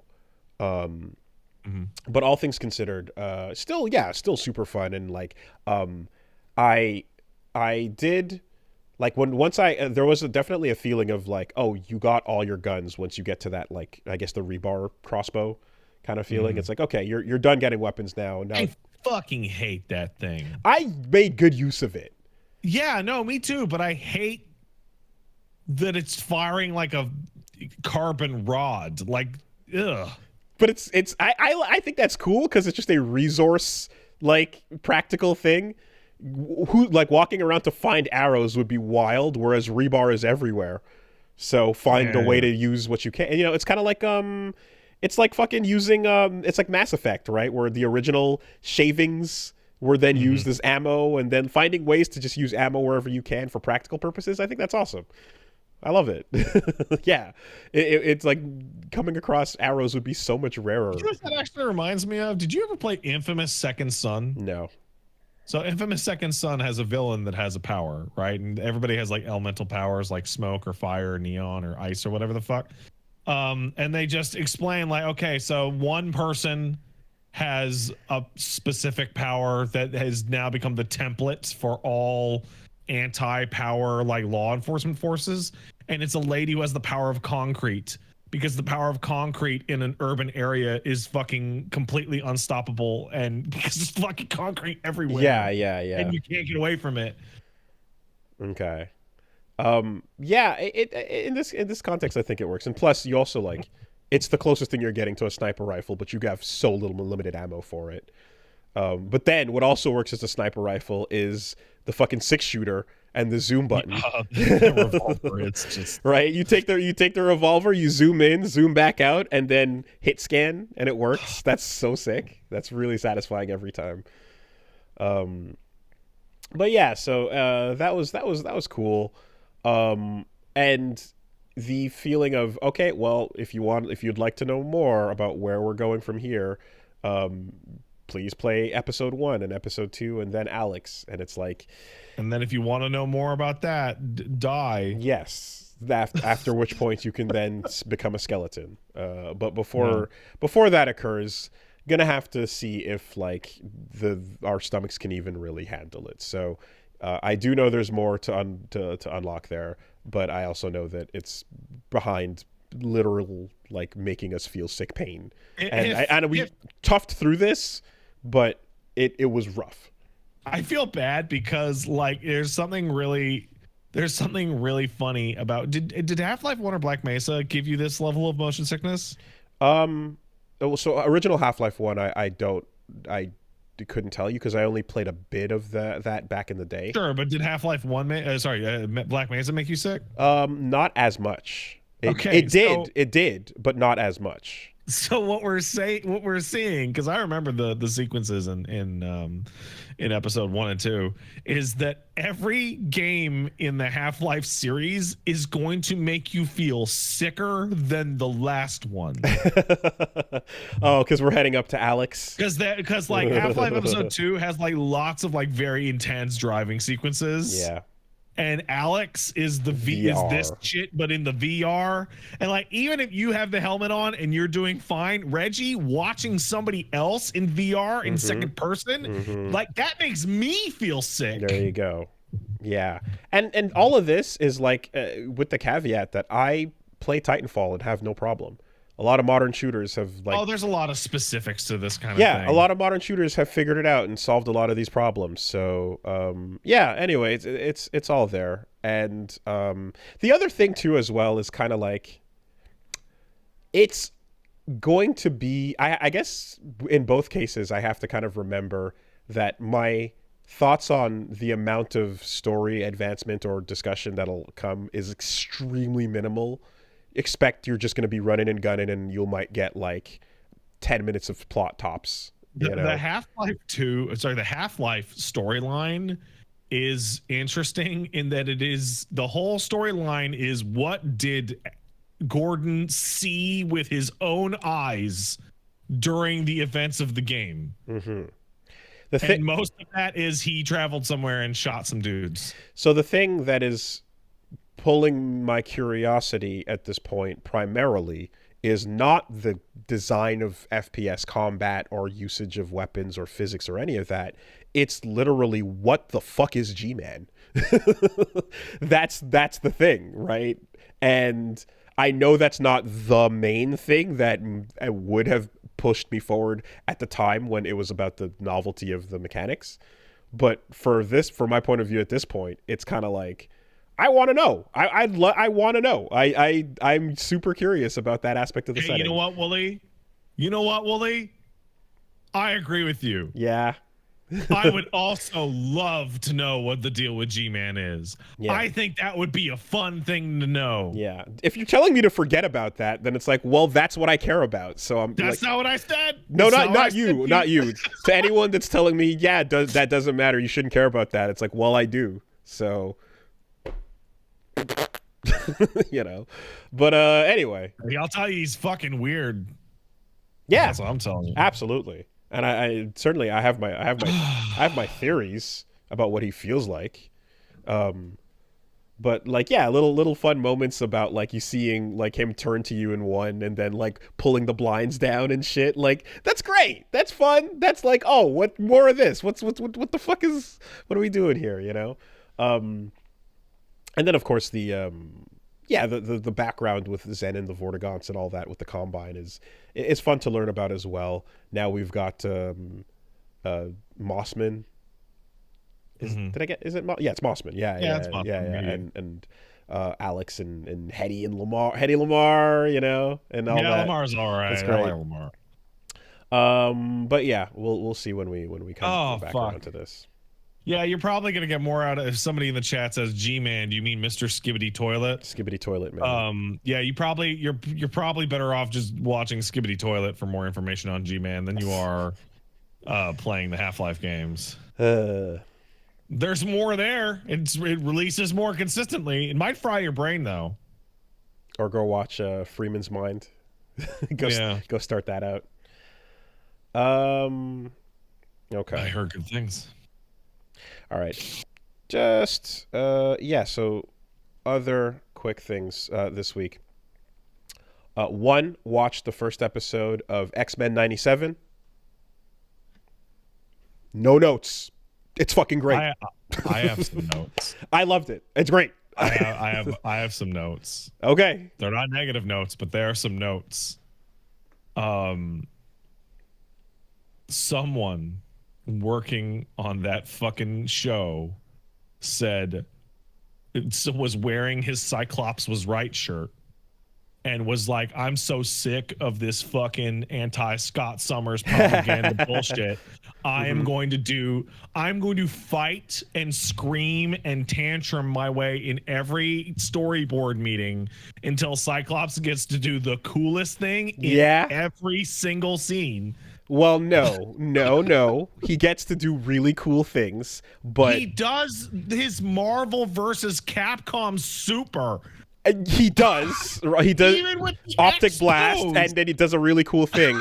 But no, I'm gonna say that Storm stans get their day because it cuts to a fucking Storm summon moment. Like there might as well have been 69 bars at that. Storm gets a full fucking fight over. You know, I'm gonna say that it's fucking great because it's the old X-Men show with a hyper aware fan service dial that has been increased. It's so strange. So it's before I continue to say anything, it's stellar. Oh my goodness, it's fantastic. But it's also super weird because it made me start to doubt my own memories of what the original show looked and felt like. Yeah. Because the color, not the animation, but the coloring, the design, and the voices, it's like it fell out of a fucking portal. It's like it time traveled to me. And I'm watching like, wow, and like I don't remember it looking like this. And then I'm remembering the last time you and I watched the original X-Men where we saw that like the animation cells for the mansion were synced up on top of each other, and that show looks like shit. It is way better looking. Like it is, you're getting you're getting the color and the voice acting and the music, but nuh-uh. And the action scenes as well, the fucking Gambit charge claw double tech, the moments of everything about the combat, and then everything about the way they're dressing, right? The basketball court outfits, fan service. They're super aware. Man. It's like, it's like 1997. I remember that shit. Shit was great in 97. Yeah. I remember thinking in 1998 and seeing the fashion of the time and going, man, it's so weird how stuff from the 90s doesn't look old and weird like stuff from the 80s does. Like, I remember saying that out loud with my mouth. Yeah. And then Jubilee stands there. Yeah. No, it is what is cool as well is the fact that it's like literally from the finale of the original show in 96 straight into this one. That's a fucking, it's great. Like I said, no notes. It's also it's really interesting because they got everybody back except for Cyclops' actor, who I believe is dead. Okay. So he's not coming back, but everybody's obviously there, right?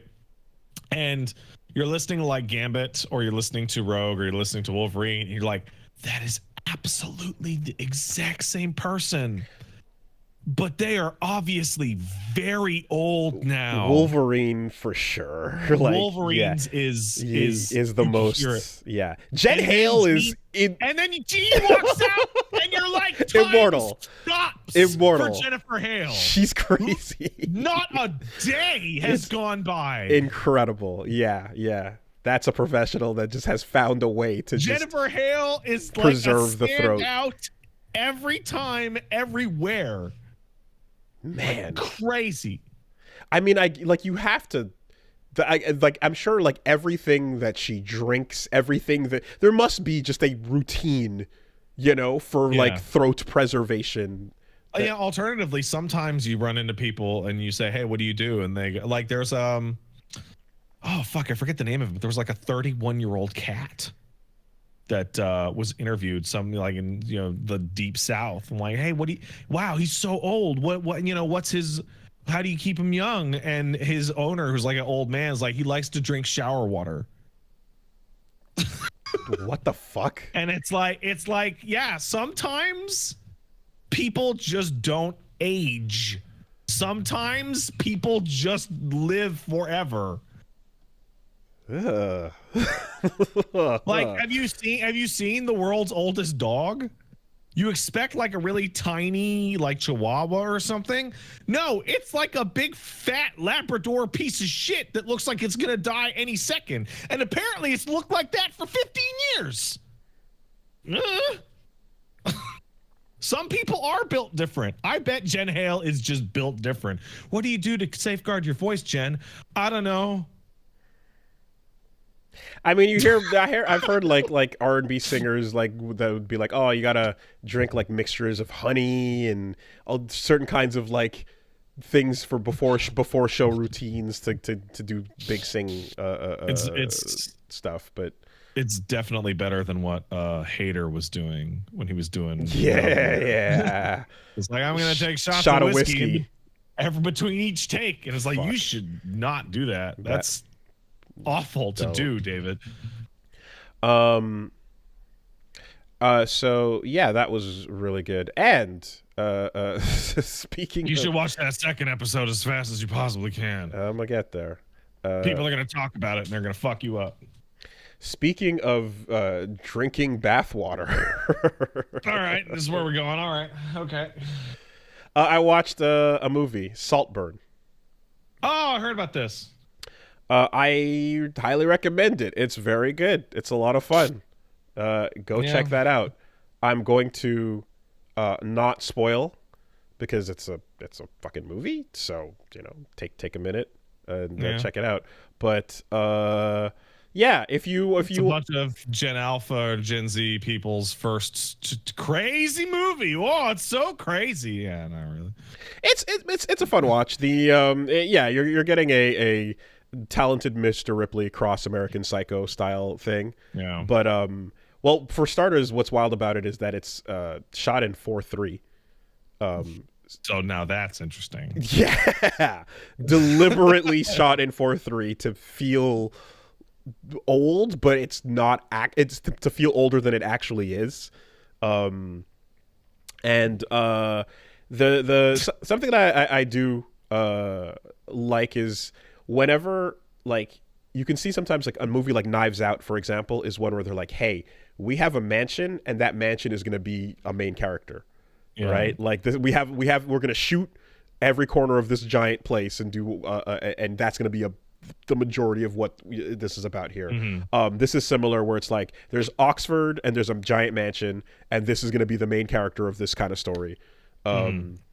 While you're following just a bunch of assholes and the fish out of water in the upper crust story, steeped in a brine, if that's the word. Yeah, it's just cooked in the sauce of bisexual evil.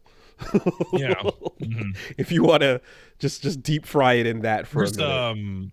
There's something like to.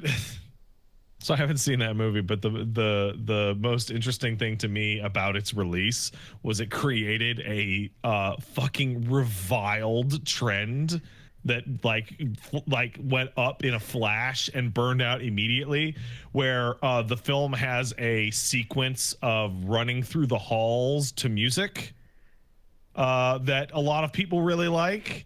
And it led to this very short TikTok trend where a bunch of rich people in their mansions started to reenact the scene and going, look how big my house is. And people just going, fucking die, you fucking asshole. Yeah, there's a little bit of a point to be missed. Jesus Christ. And considering the context, if you actually, if you know what the actual movie is about, that's fucking crazy and hilarious. Actually, if you know what it is, yeah, that's really good. God damn, of course they did that. Of course they did that. It's like they're agreeing with the movie in a way they don't understand. Mm-hmm, mm-hmm. But either way, though, it's a fun one for sure. Saltburn is worth it. That's the name of the vid. Go check that out.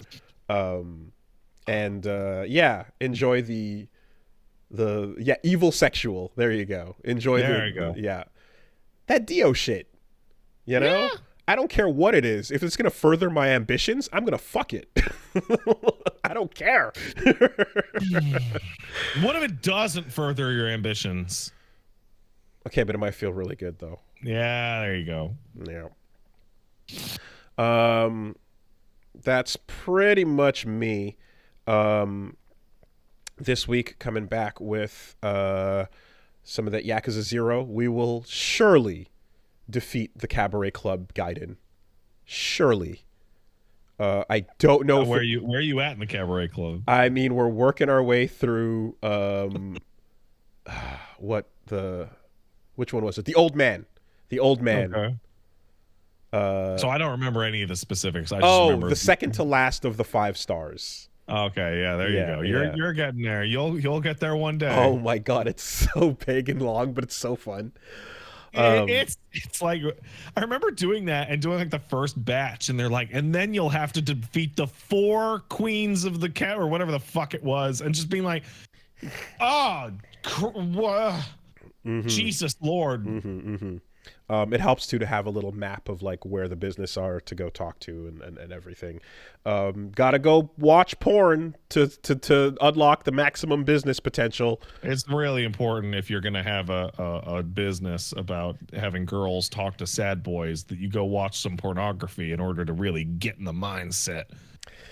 But yeah, and then there's of course then that's all with the actual main side stories and then the main story too in terms of priority. So coming back around to it, yeah.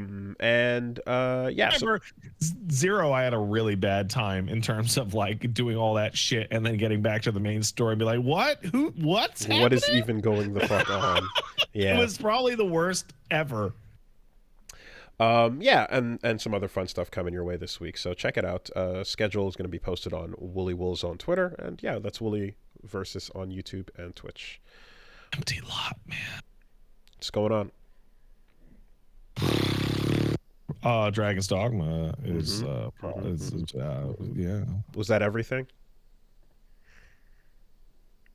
It easily can be. But that game is as long as you want it to be, clearly. I'm playing the game off camera and recording my footage in case cool shit happens. Yeah, I remember that. That's me playing Elden Ring like off camera and just being like, "Oh man, record that." Fair. Fair. I can't stop playing Dragon's Dogma. It's my favorite thing that ever was. I played the Sandland demo. That was a sponsored stream. The Sandland demo is cool and it looks good, but it's very basic. It is very much just like, hey, do you want to figure out how Sandland controls and moves? What genre is it? That is a vehicular combat adventure game. Okay. It's a very short demo. Okay. It is a very short demo that I was very surprised that I played for exactly 2 hours. It was very, very short demo. A car PG. Yeah, maybe. It seems very promising, but yeah, the demo, like, it's one of those things where you would like ride around in your tank or your bike that are obviously Toriyama as fuck. Like the bike is just Bulma's bike.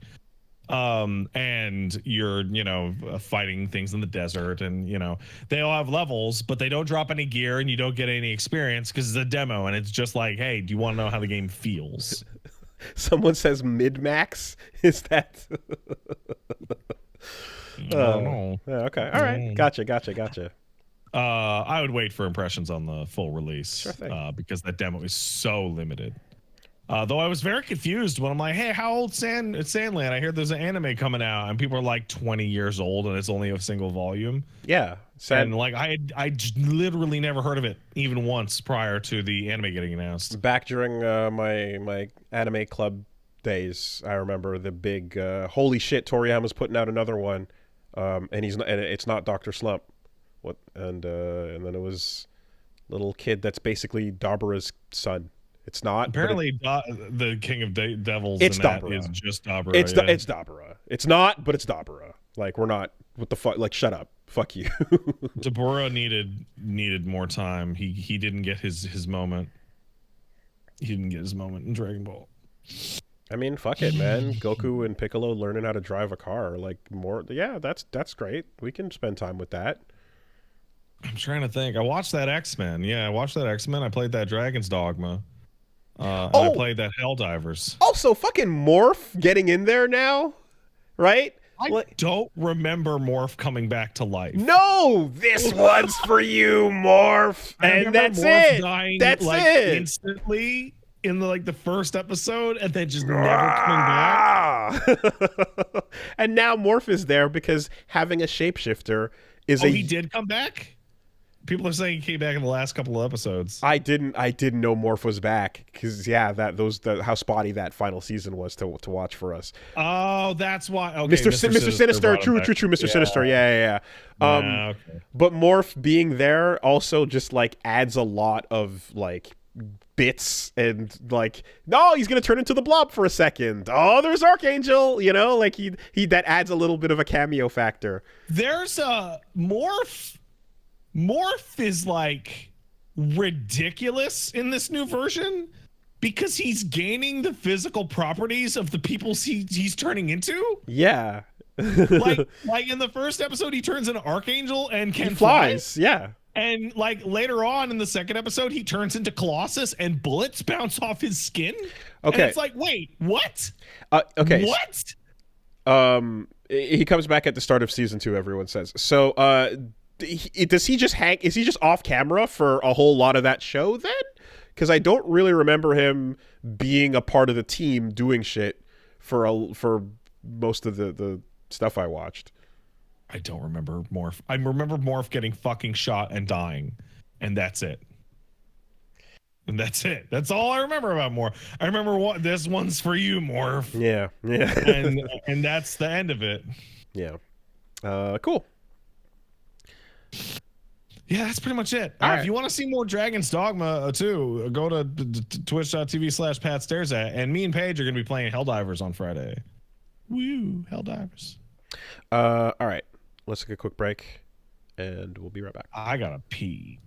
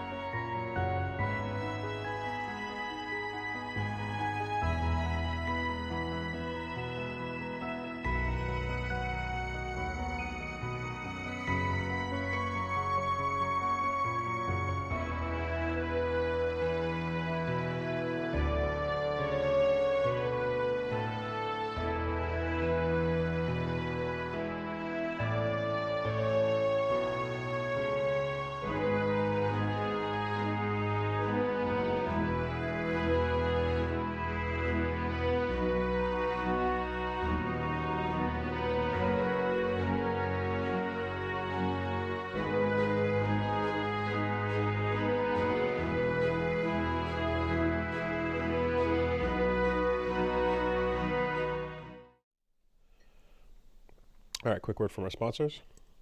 I love our sponsors.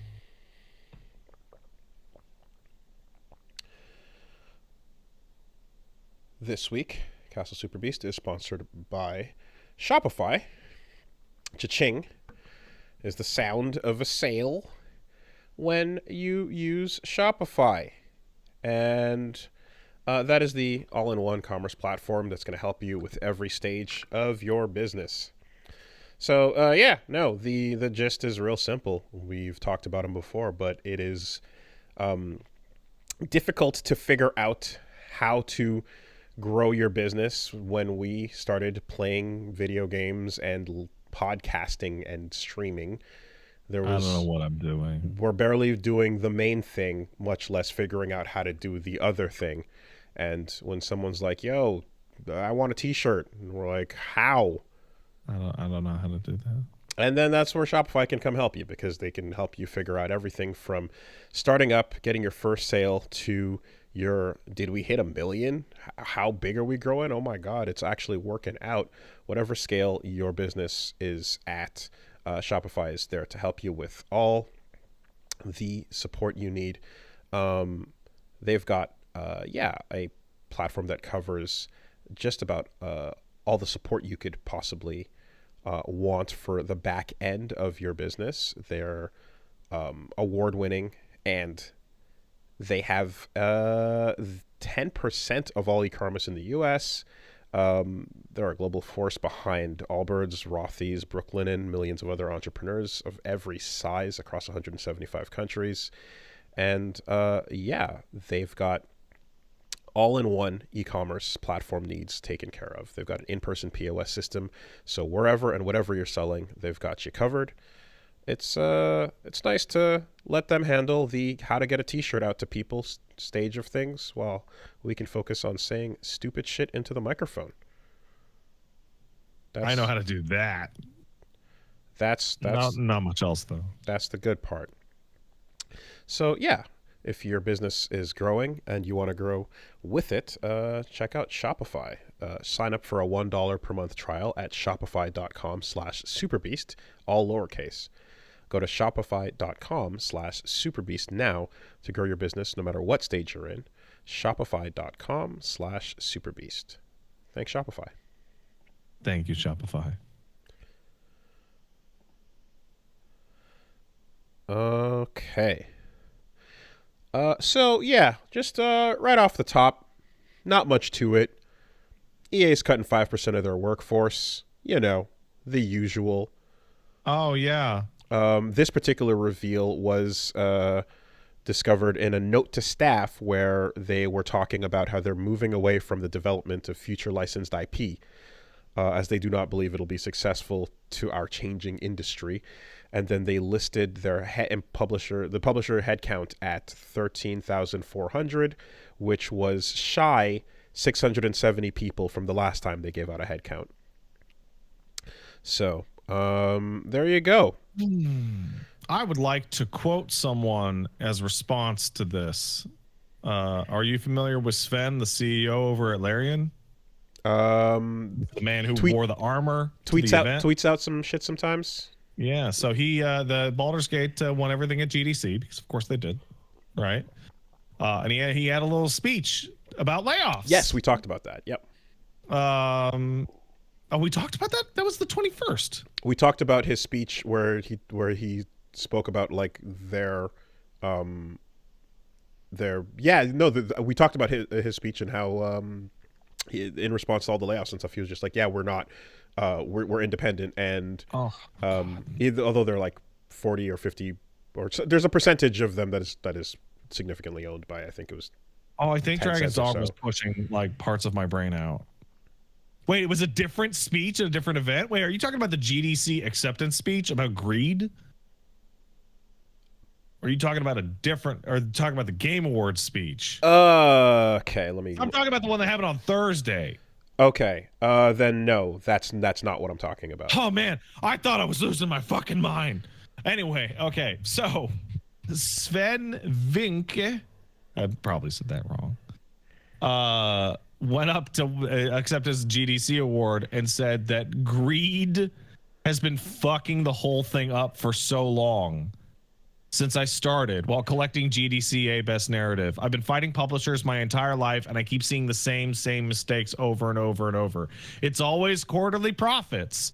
The only thing that matters is the numbers, and then you fire everybody, and next year you say, shit, I'm out of developers, and then you hire people again. Then you do acquisitions, and you put them in the same loop again. It's just broken. He goes on and on. To say, slow down the greed, be resilient, take care of people. Don't lose the institutional knowledge that's been built up in the people you lose every single time, so you don't have to go through the same cycle over and over and over. It really pisses me off. I remember when Elden Ring came out, there was a very strange take on people going like, this is the fucking greatest game ever made. And I saw people going, it's not fair to compliment them for how good Elden Ring is because they've just made the same game 5 times in a row. And it's like, yeah, they got really good at making this kind of game. Hey, man. 5 times in a row. Words, blah, blah, blah. That's all cool and all. But you know what? Counterpoint, infinite growth. Infinite growth. Now what? Infinite growth, though. Dude, like, they're in infinite wealth. Infinite wealth is like one of the themes of the game is inflation is out of control. Okay. And there is a scene early on in the game in which people in Hawaii are explaining to Ichiban how fucked up rent in Hawaii is. And how it's out of control. And then they pop some numbers, and like the numbers aren't that far off from what they are right now, so they kind of ballparked it. And the cast just stands around going, how the fuck are you supposed to get a decent apartment in this place, in this economy? That's crazy. The rent's nuts out here. Nah, man. We can weather the storm. I got a $1 billion Zimbabwe bill that says otherwise. Hell yeah. So there's a side angle. I don't know if it's part of the news in regards to Larian and GDC, in which Larian came out and announced very directly, we are not working on Baldur's Gate 4. We are not working on DLC for Baldur's Gate 3. We are not going to work with Wizards of the Coast again. We are going to work exclusively on our own stuff moving forward. Interesting. And if you kind of read between the lines a little bit, they, like, when the game was coming out and being hot, they talked up the people at Wizards of the Coast like crazy. They were like, oh my God, every time we asked for information or documentation or support, there was always somebody right there, and they always helped us out, and it was amazing. And then like a week after that interview, every single person they worked with got fired. Every single one. Because it was viewed as like non-essential when Wizards of the Coast did their layoffs. Funny enough, I mean, that's basically the other part of this statement for the EA CEO made, where they're like, yeah, we're going to move away from working with licensed IPs as well. So same conclusion from a completely different angle. Yeah. Yeah. Hey, man. You want to talk about a non-layoff but budget cut nightmare that's very similar? You want to talk about Overwatch fucking 2 deciding to just axe all PvE plans, making that game completely pointless? So I forget. It's been so long that I legitimately forget. But was PvE not the entire point? It was the reason. It was the reason. I just... like... It was the explicit reason for Overwatch 2. And then they cut it, and then they cut it, and then they cut it, and now it's canceled. And interviews from the team basically say that the budget for Overwatch 2 PvE was the last thing Bobby did on the way out. Wow. he said, well, Overwatch 2 is underperforming, so the best product should get the most money. And so he slashed the budget on the PvE stuff right on the way out, which conveniently probably had something to do with his 400 shit zillion gold bonus or whatever the fuck it was. The PvE getting canceled was also the impetus for Overwatch 1. It was. It absolutely. There are people.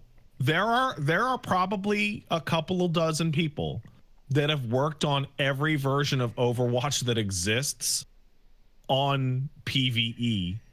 Go and just seeing it get canceled for like 12 years in a row. I want to say 20 years, but I might. That's probably crazy. But whenever Titan started, right? Oh yeah, cool. You worked on Overwatch and Overwatch 2. Cool. What part did you work on? Oh, they canceled every single thing I ever did before it came out. You saw nothing of it. Lit. Can your boss tell me that you worked on it? No, he's in jail. Right? So Shot PvE is canceled, and I guess Chaser, all characters are now free. All crazy? What? Just like Overwatch 1? So what's the difference? Now it's a 5-person game instead of a 6-person game? Now you don't spend the currency to. I'm not. I'm not sure. I legitimately I'm not even going to pretend I can. What is the difference between Overwatch 1 and Overwatch 2 right now? There's 3 new characters.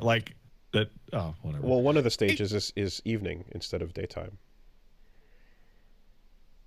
I said this so by the way, it's the 10th anniversary of the 3Bs right now.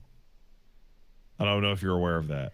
Oh, of that email? Of that email. Right. Yeah. Coming in. Okay. Bethesda, BioWare, and Blizzard. Always trustworthy.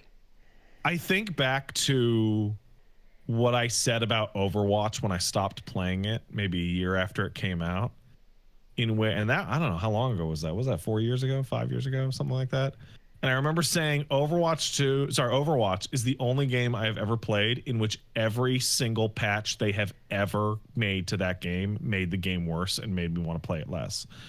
And for that cycle to continue all the way through its own sequel is so crazy. So crazy. I had some fun with Overwatch when it came out. I was into that for a minute. Here's the question. Good times. Did you have the most fun with the Overwatch that came out right when it came out? Yeah. Yeah, I guess so. Yeah. Well, crazy. That is a game they should just release Overwatch Classic, just straight up, just launch like Warcraft. Yeah, just holy shit. All right, so yeah, we touched on the Yoshi P. I'll give you 1 week bit. And with that, there was a trailer for the Rising Tide DLC. So yeah, the FF16 Leviathan section. Seems like from the trailer, they're kind of talking about the idea of a mother crystal being born from one suffering child, and that immediately makes me think of the Minority Report / the ones who walk away from Omelas. What if you could build a utopia around one child suffering forever? Right. Don't worry about it. It's fine. Just enjoy yourselves. It's just the one. It's just the one kid. Don't worry about it. 23 hours a day and 59 minutes. You're having the greatest time ever. And then every one, you think about it. And then you go back to having a good time. Mm-hmm. Yeah, there's new Leviathan powers and shit like that. Anyway, they announced it. So it's coming out April 18th. Or so, and I wonder I wonder how much of the game you'll actually be able to use those Leviathan powers. Oh, as in going back to the main? Yeah. Like you're gonna get them at the end of the DLC, right? So like, what are you gonna use it on? New Game Plus, I guess. Also, how weird is this going to feel jumping back to it while having completed an FF7 remake in between? Yeah, very strange. That's the weirdest part of the timing. Yeah. So anyway, there's that bit. We touched on as well the Dragon's Dogma update announcement with a 30 FPS cap. That's Hey. That's great. So Thank I don't you know for how doing close that. you were following the game, but when the game was like 6 months ago, they were like, no, it wasn't 6. It was like 3 months ago. They were like, hey, it's going to run uncapped on consoles. And people were like, oh, I guess that means the frame rate's going to be pretty high. And, like close 50s. No, as soon as the game came out and people were playing it in review, they were like, why the fuck doesn't this have a 30 FPS cap? I mean, you are shooting from fucking 20 to 50 at random. It's crazy. You can set it to 120, and that's a suggestion. Yeah. Yeah, that's the idea. That we all have goals, and you can say, hey, what are your frame rate goals? And new game is going to get added to the main menu this week. Oh man. I want hard mode. That's what I want. I haven't even beaten the game yet. I want hard mode. You got to give me that hard mode, man. And then yeah, look, out of nowhere, we got a Strive A.B.A. trailer and character kit dropped. Have you seen it? I'm happy for A.B.A. fans. Finally. A.B.A. fans are many. There are many people that have been asking for A.B.A. And they are tired and they have not been served well. And here you go. Pretty cool. Really fun element of her character as well as her hair color has changed, and it used to be like orange, like copper, but it's oxidized, so now it's like faded green, like the Statue of Liberty. That's a pretty cool reason for the hair change as well. Incredible voice acting too. Seems unwell. Yeah, the yandere vibe is really, really strong. Is the hair thing not real? Well, then I got lied to. Damn. Okay, she just dyed it. Fair enough. That was fake news. Was she yandere in Accent Core? She's always been the yandere, like get the fuck away from Paracelsus, big murder jealous energy. And that is her deal here as well, and really good. Again, the performance in the trailer is fucking phenomenal, really awesome. Same voice actor as Viola in Bayonetta 3, actually. Awesome. The thing about A.B.A., looking at her, so the trailer has the character go, and she goes on like a crazy ramble, and it's great. Let me get the proper credit because I forgot her name. So I didn't see. I'm not super familiar with A.B.A. from Accent Core, but in the new trailer, I'm kind of in love with the amount of expression Anna Brisbane. On how the key doesn't want to be there. Oh yeah, so Paracelsus is like one of these. Paracelsus is ancient and powerful, and like is absolutely an unwilling participant. To her affection, recipient of her affection. My thing, I guess, is just that like the style of gameplay that A.B.A.'s always had too is like it used to be about you pop a blood pack or you do her key grab and then you activate her more powerful mode, like double-edged sword mode, right? That kind of sounds like Nago. Yeah, very much like Nago. Exactly. She hurts herself while doing damage to you as well. I guess the main thing is just like I kind of wish that like with the overhaul to kits that we saw, Baiken got a pretty significant one, and then like Elfelt even more so. Sin too. They still have the Mohoro mode is still there now in form of jealous rage mode.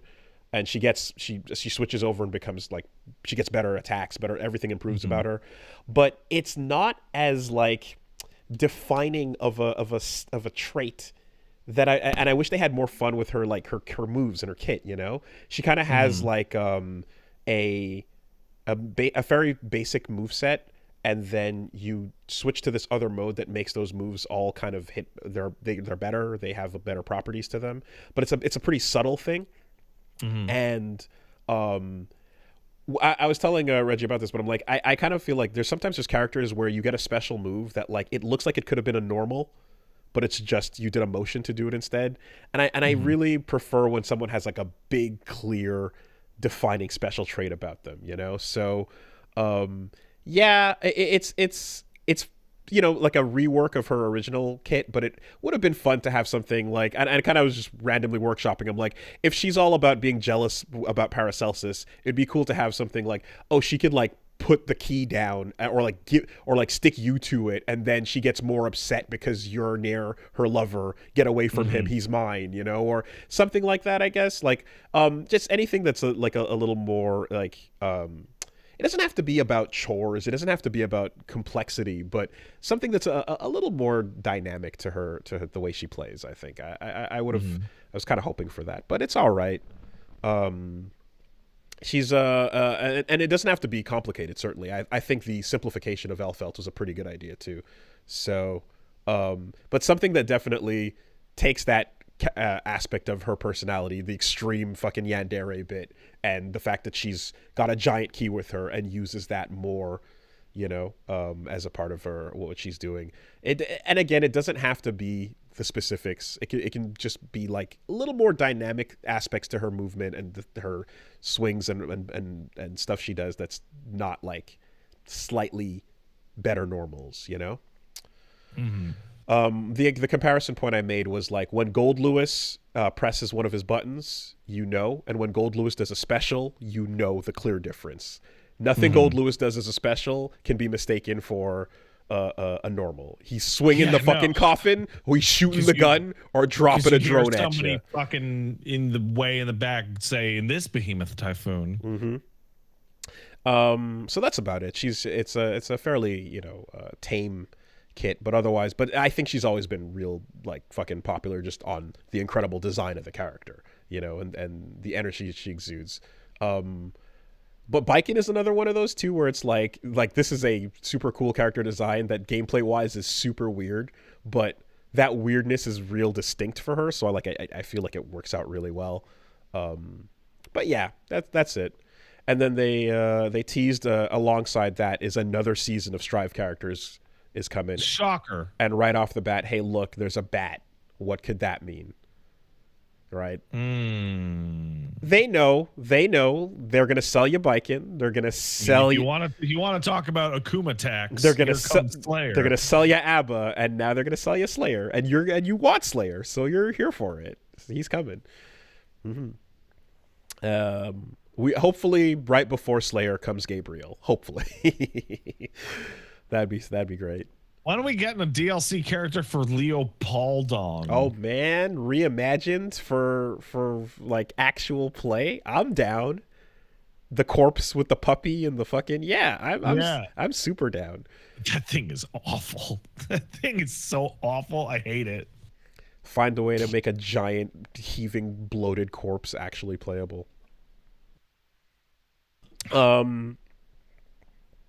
Yeah, pretty cool. Usually within the month, I think, too, after they announce a character, you end up becomes playable. So I assume she's going to drop pretty quickly. Yeah, I'm watching her finish now. She seems like kind of normal. Yeah, like that's the weirdest I would have expected. And I mean, competitively, she could do a bunch of really cool shit because the specifics of how the properties that her buttons and things change make a difference, and she has like hit grabs and stuff. But in terms of just overall, it's not super.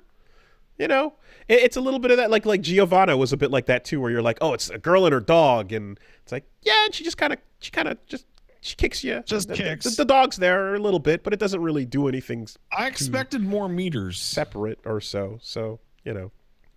Oh, she's out tomorrow. Great. Sick. Oh, fantastic. Yeah. So that's pretty much it. I wish I'm looking at this character and I'm having like a stupid thought in my brain. And it's like I'm looking at A.B.A. and it makes me think of what was the Sadako character in Killer Instinct? Hisako. She reminds me of Hisako. And seeing that makes me go, I wish Killer Instinct didn't exist and then came out now so that it was new.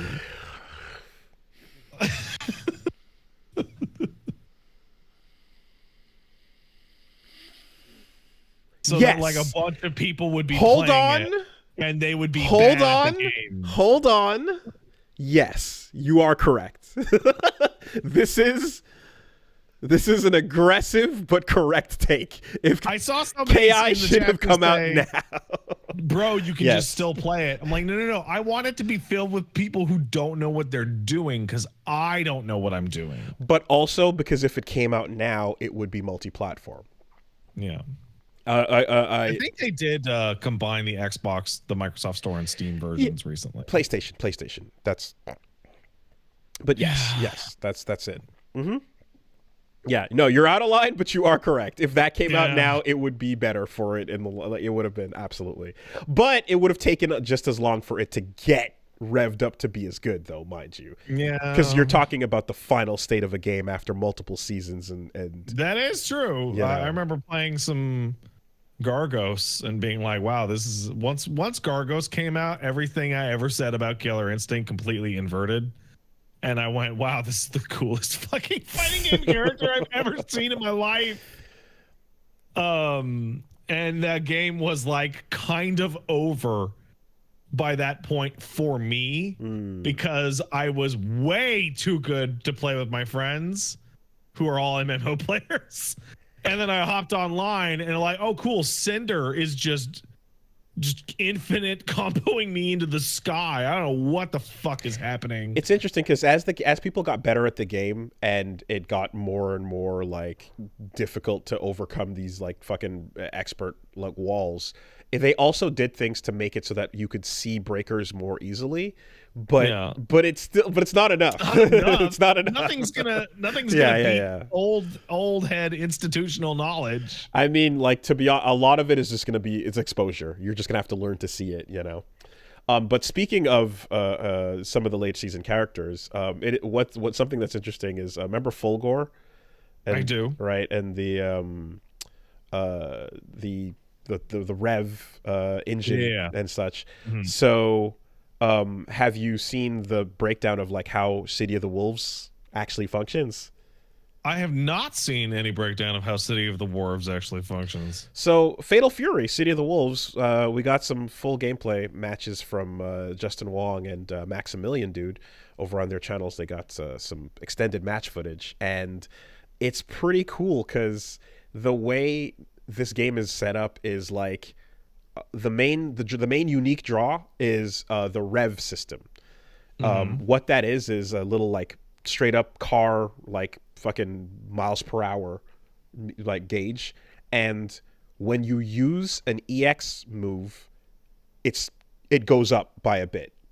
Okay. And then when you cancel an EX move into another EX, it goes up more. Okay. And you have a limited number of free EX moves you can do until you burn the fuck out. But once you do, you're unable to do any more of those cancels and such, and then you do your big level 3 super, and it resets it to 0. You know, City of the Wharves, like, Mark of the Wharves had Just Defend, was like the anti-parry. Yeah. And now City of the Wharves is like reverse EX moves. Like, oh yeah, no, they're free. They're free until you run out. Instead of just do them. Instead of build meter to use them. Mm-hmm. And you know, it's taking a bit of that drive mechanic philosophy into mind, right?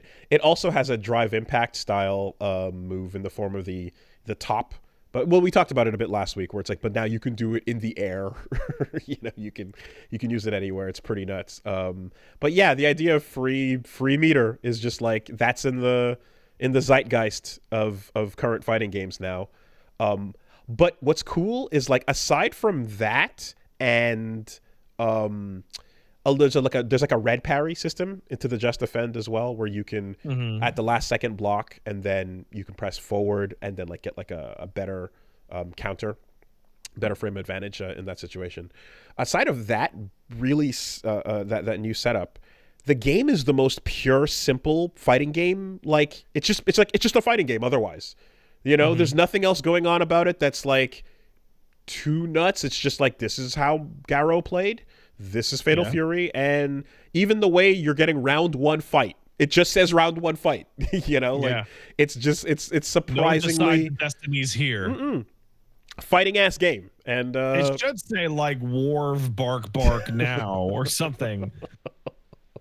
I'm okay with every once, because you have to have a round one fight every once in a while as a palate cleanser. Yeah. Because otherwise you don't even know what they're riffing on. Yeah, we can't start yelling about vanishing voids every single time. We gotta come back to it before we then launch from here. So,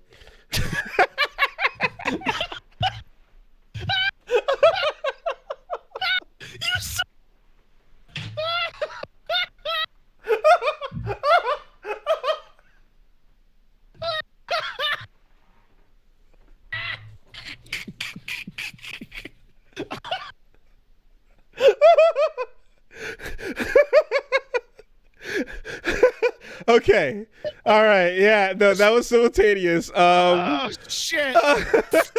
Scrumbo time.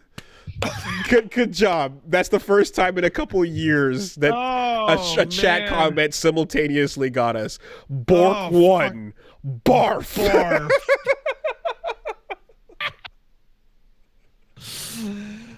Well done. Good stuff. Strong. I can't even tell you why that activated like every laugh neuron in my fucking head, and I have no idea how to explain this to you. Bork won. Barf. And you got to think of the Garou announcer saying it too. Yeah. All right. Oh, and I guess one last little bit here, but you see, fucking Uganda soft ground wrestling. I've seen some good shit about Uganda soft ground wrestling, but I don't think I knew just how like high level this shit is until I saw Lord White. So yeah, Washington Post just put out an article with some photos describing the Uganda Wrestling League, SGW. It's soft ground wrestling, where basically they've set up a league of a lot of orphans in Uganda go and join this wrestling league they have set up. It's a pretty cool thing, and they have a patch of ground where they turn over the topsoil to soften it as much as possible, and you're able to then do wrestling moves on it. Then they put up turnbuckles and the ropes, and they do a full fucking wrestling show. You got dudes flying off the top, you got moonsaults and crazy shit going down, and it's pretty good. Yeah, they're wrestling, they're training, they're doing 8 months of intense training before they get into the production and stuff. It's just an absolute backyard wrestling. Literal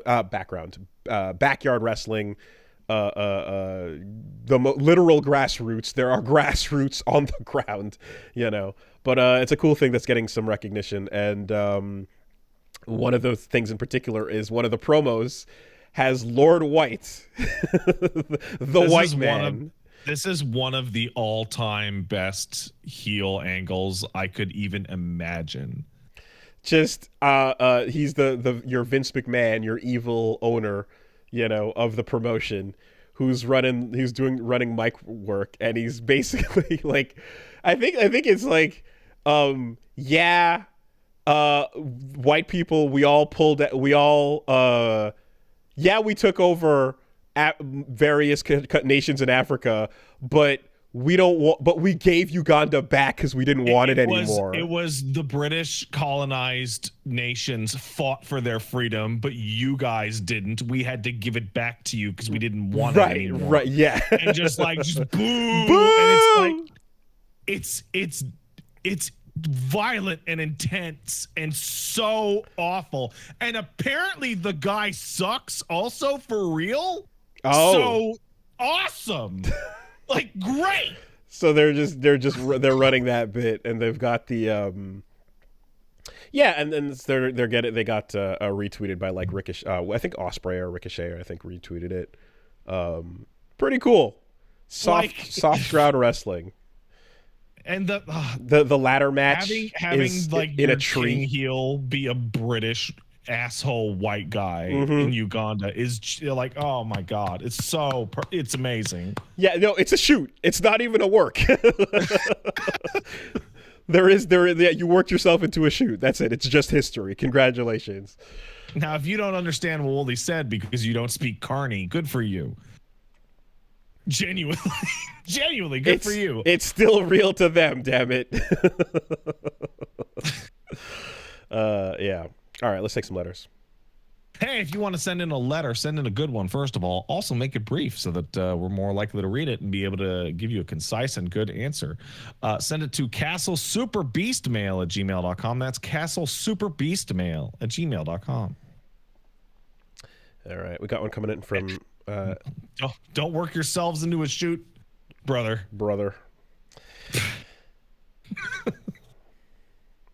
God.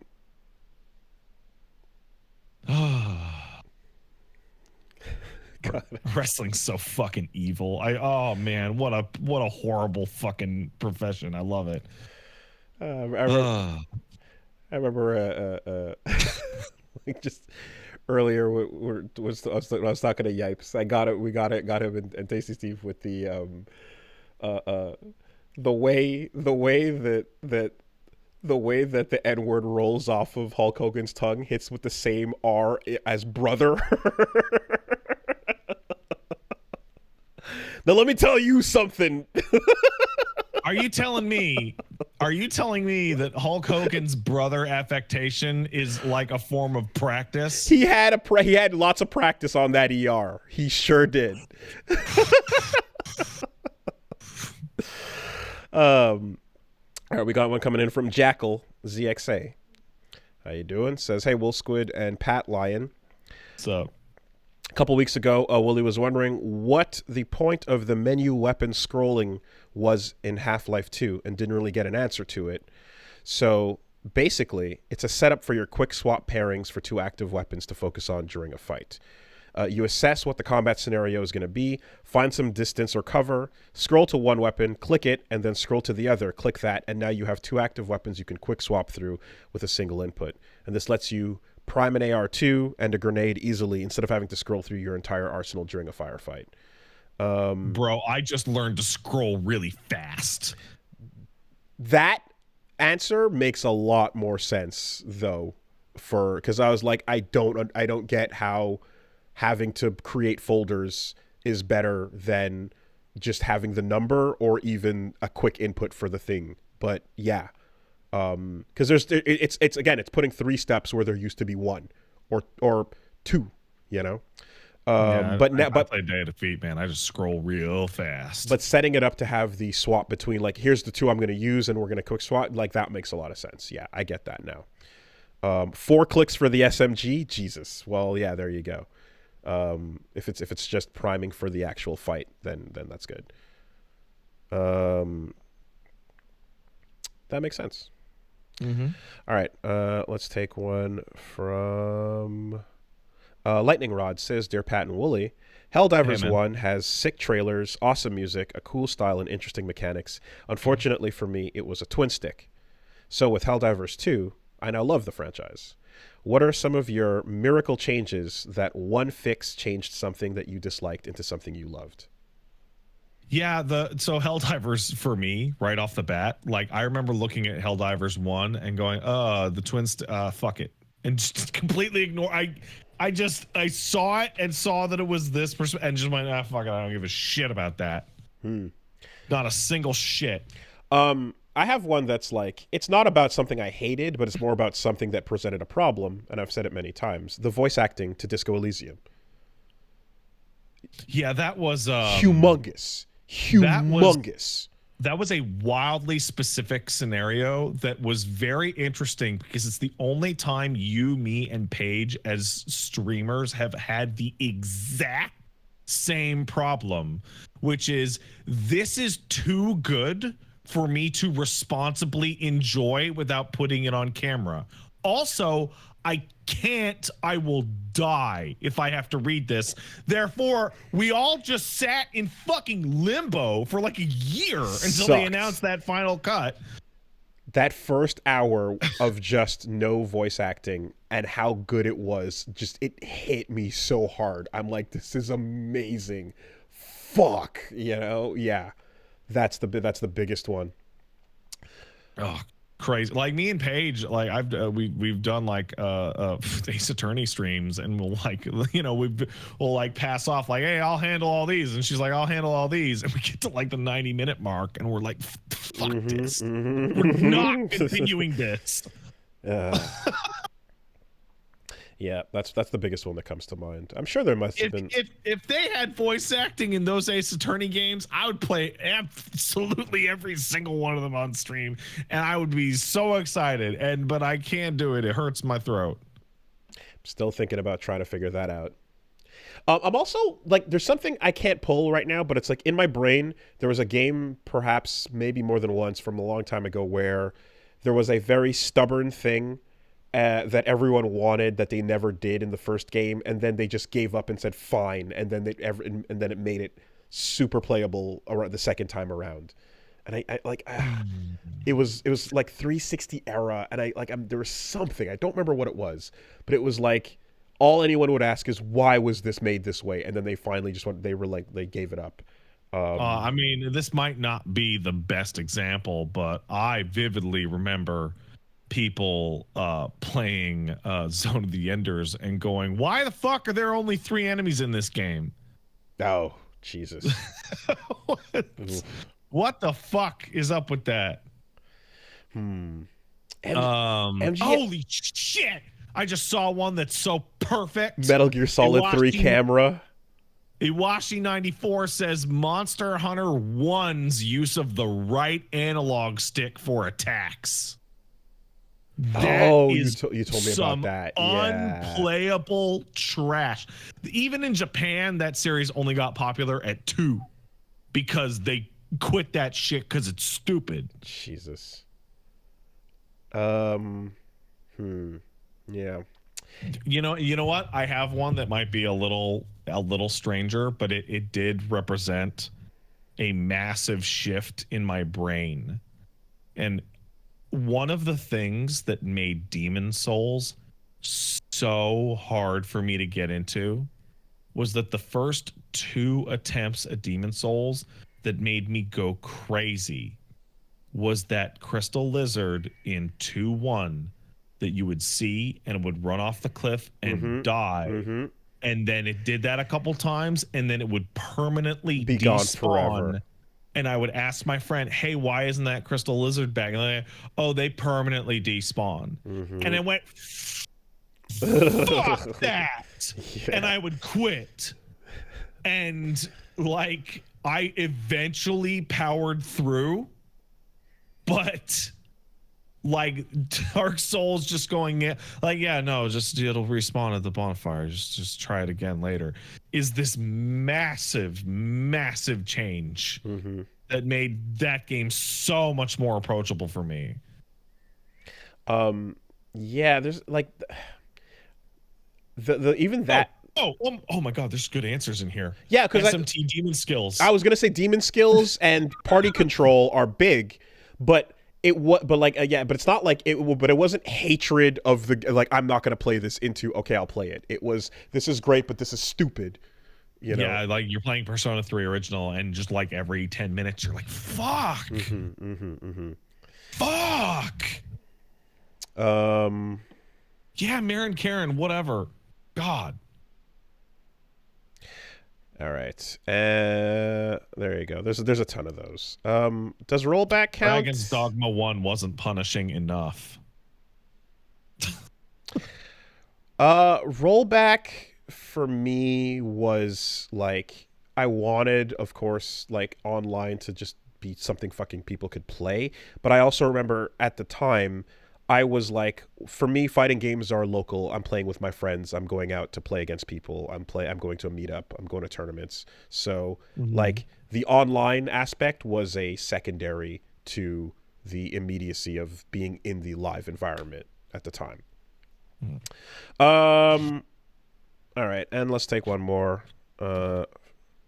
From Dal says, Dare, Staresatron, and Versimus Prime. I was reading a conversation earlier today about how people read LMAO, and it occurred to me that my brain treats this word in a strange way. Normally when reading text, it happens in 4 steps. I see the letters form a word in my brain, my internal monologue says the word, and then it connects it to a concept. Based on how people were talking, this appears to be the normal way it works. But with LMAO, I go straight from letters to concept without forming or a word or hearing a monologue for the acronym. I don't know why for sure. It could be because common parlance has lost the original acronym's meaning, or it's not one I commonly use. Are there any words or acronyms for you, the two of you, where your brain skips those steps and jumps straight to the concept? Lamau. Yeah, that's an interesting one. I know exactly what you mean, because it's like anything that is said often enough, like LOL is used like so frequently that I'm like, no, I still go through the checks of each step before I get to the concept. But something like SMH, right? Like that one goes straight to concept, but it's also confusing because there's 2 different versions of that. When I first learned about SMH, it wasn't shaking my head, it was smack my head. Oh, really? Shit, I've never heard that one. Yeah, it was like SMH, like when I learned it like fucking 15 to 18 years ago, it was this, smack my head. And that was like what I connected it to. And then after that, people were using it for shaking my head.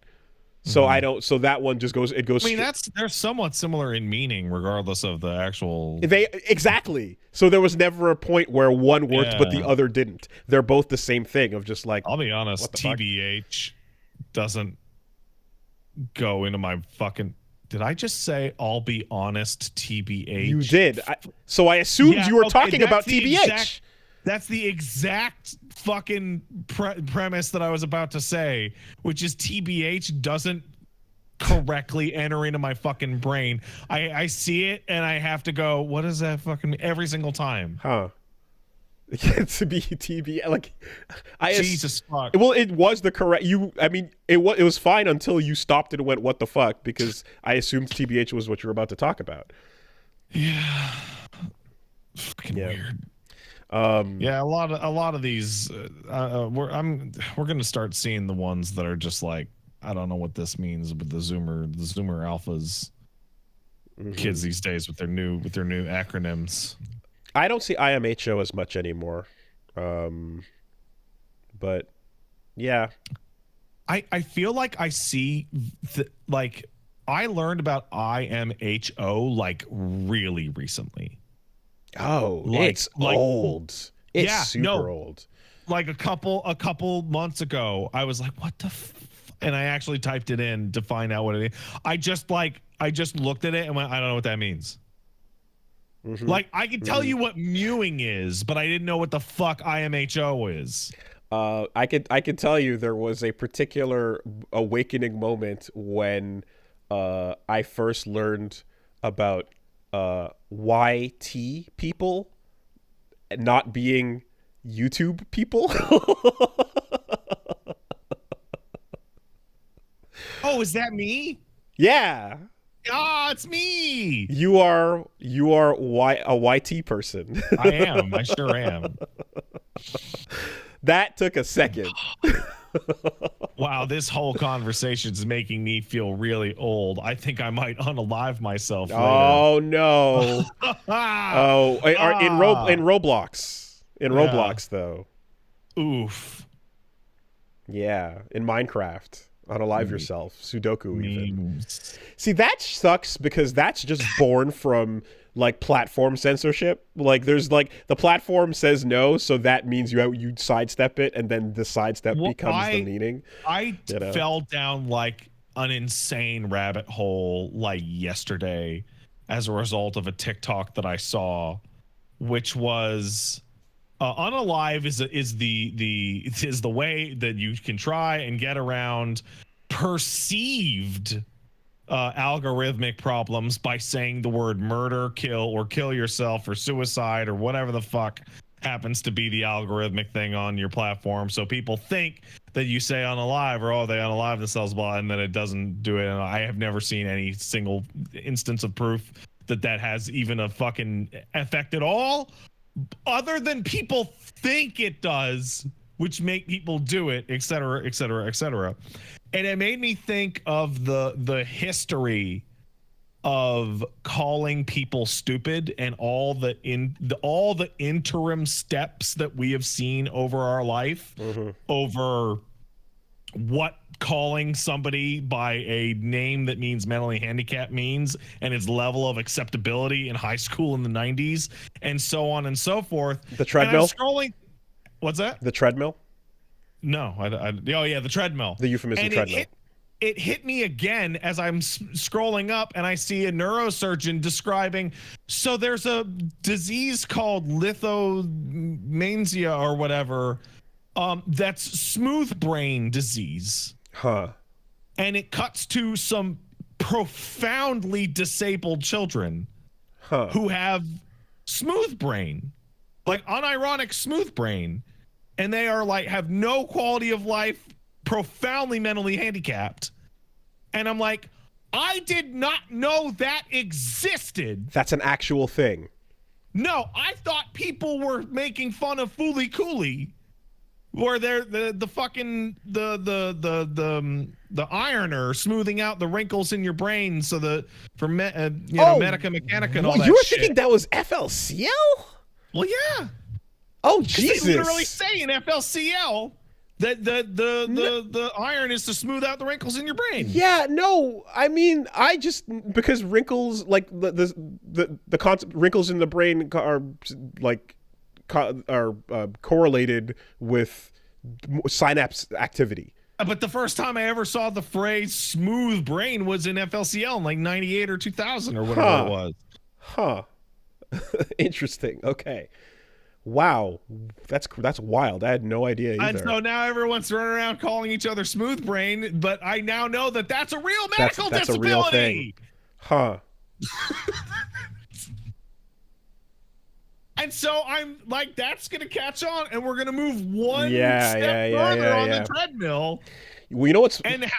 language sucks. So what's extra wild and crazy is... especially from like talking with Punch Mom, like so she will like often like work in French and like has different things. Let's not even get into your teacher telling you you're late for class. Yeah, well, but in general, like French is like there's a delay. Like French is still in the 90s. Like it's like different languages are at different places with that. It's like, and it's also based on like usage popularity and stuff, but like you'll see the translation jump one over to the other, and then someone who's more francophone will like just hit you with some of that 1920s sounding shit. If I wanted to make a judgment, it feels like the reason it happens to English so often is because of the American populace would rather focus on the presentation of an issue rather than its actual issue itself. Of course. Instead of actually dealing with like the portrayal or treatment of people who are mentally handicapped, you'd rather Like, yeah, let's make the language nice so that so that we feel like we're doing something, even though we're not actually doing anything. Because if we can performatively make it about the surface of the thing, but not actually fix the real thing, then everybody can stay over here and not worry. I can get my brownie points and feel really real good. Easy to just chill out on top. Don't worry about actually. Yeah, okay, we're getting it. Yeah. As a YT person, this speaks to me.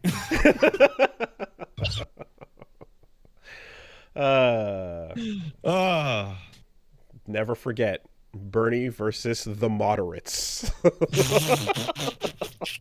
Never forget all of them together. Marvel versus Capcom. All right, that's a podcast. Have a good week, everybody. Stay safe out there.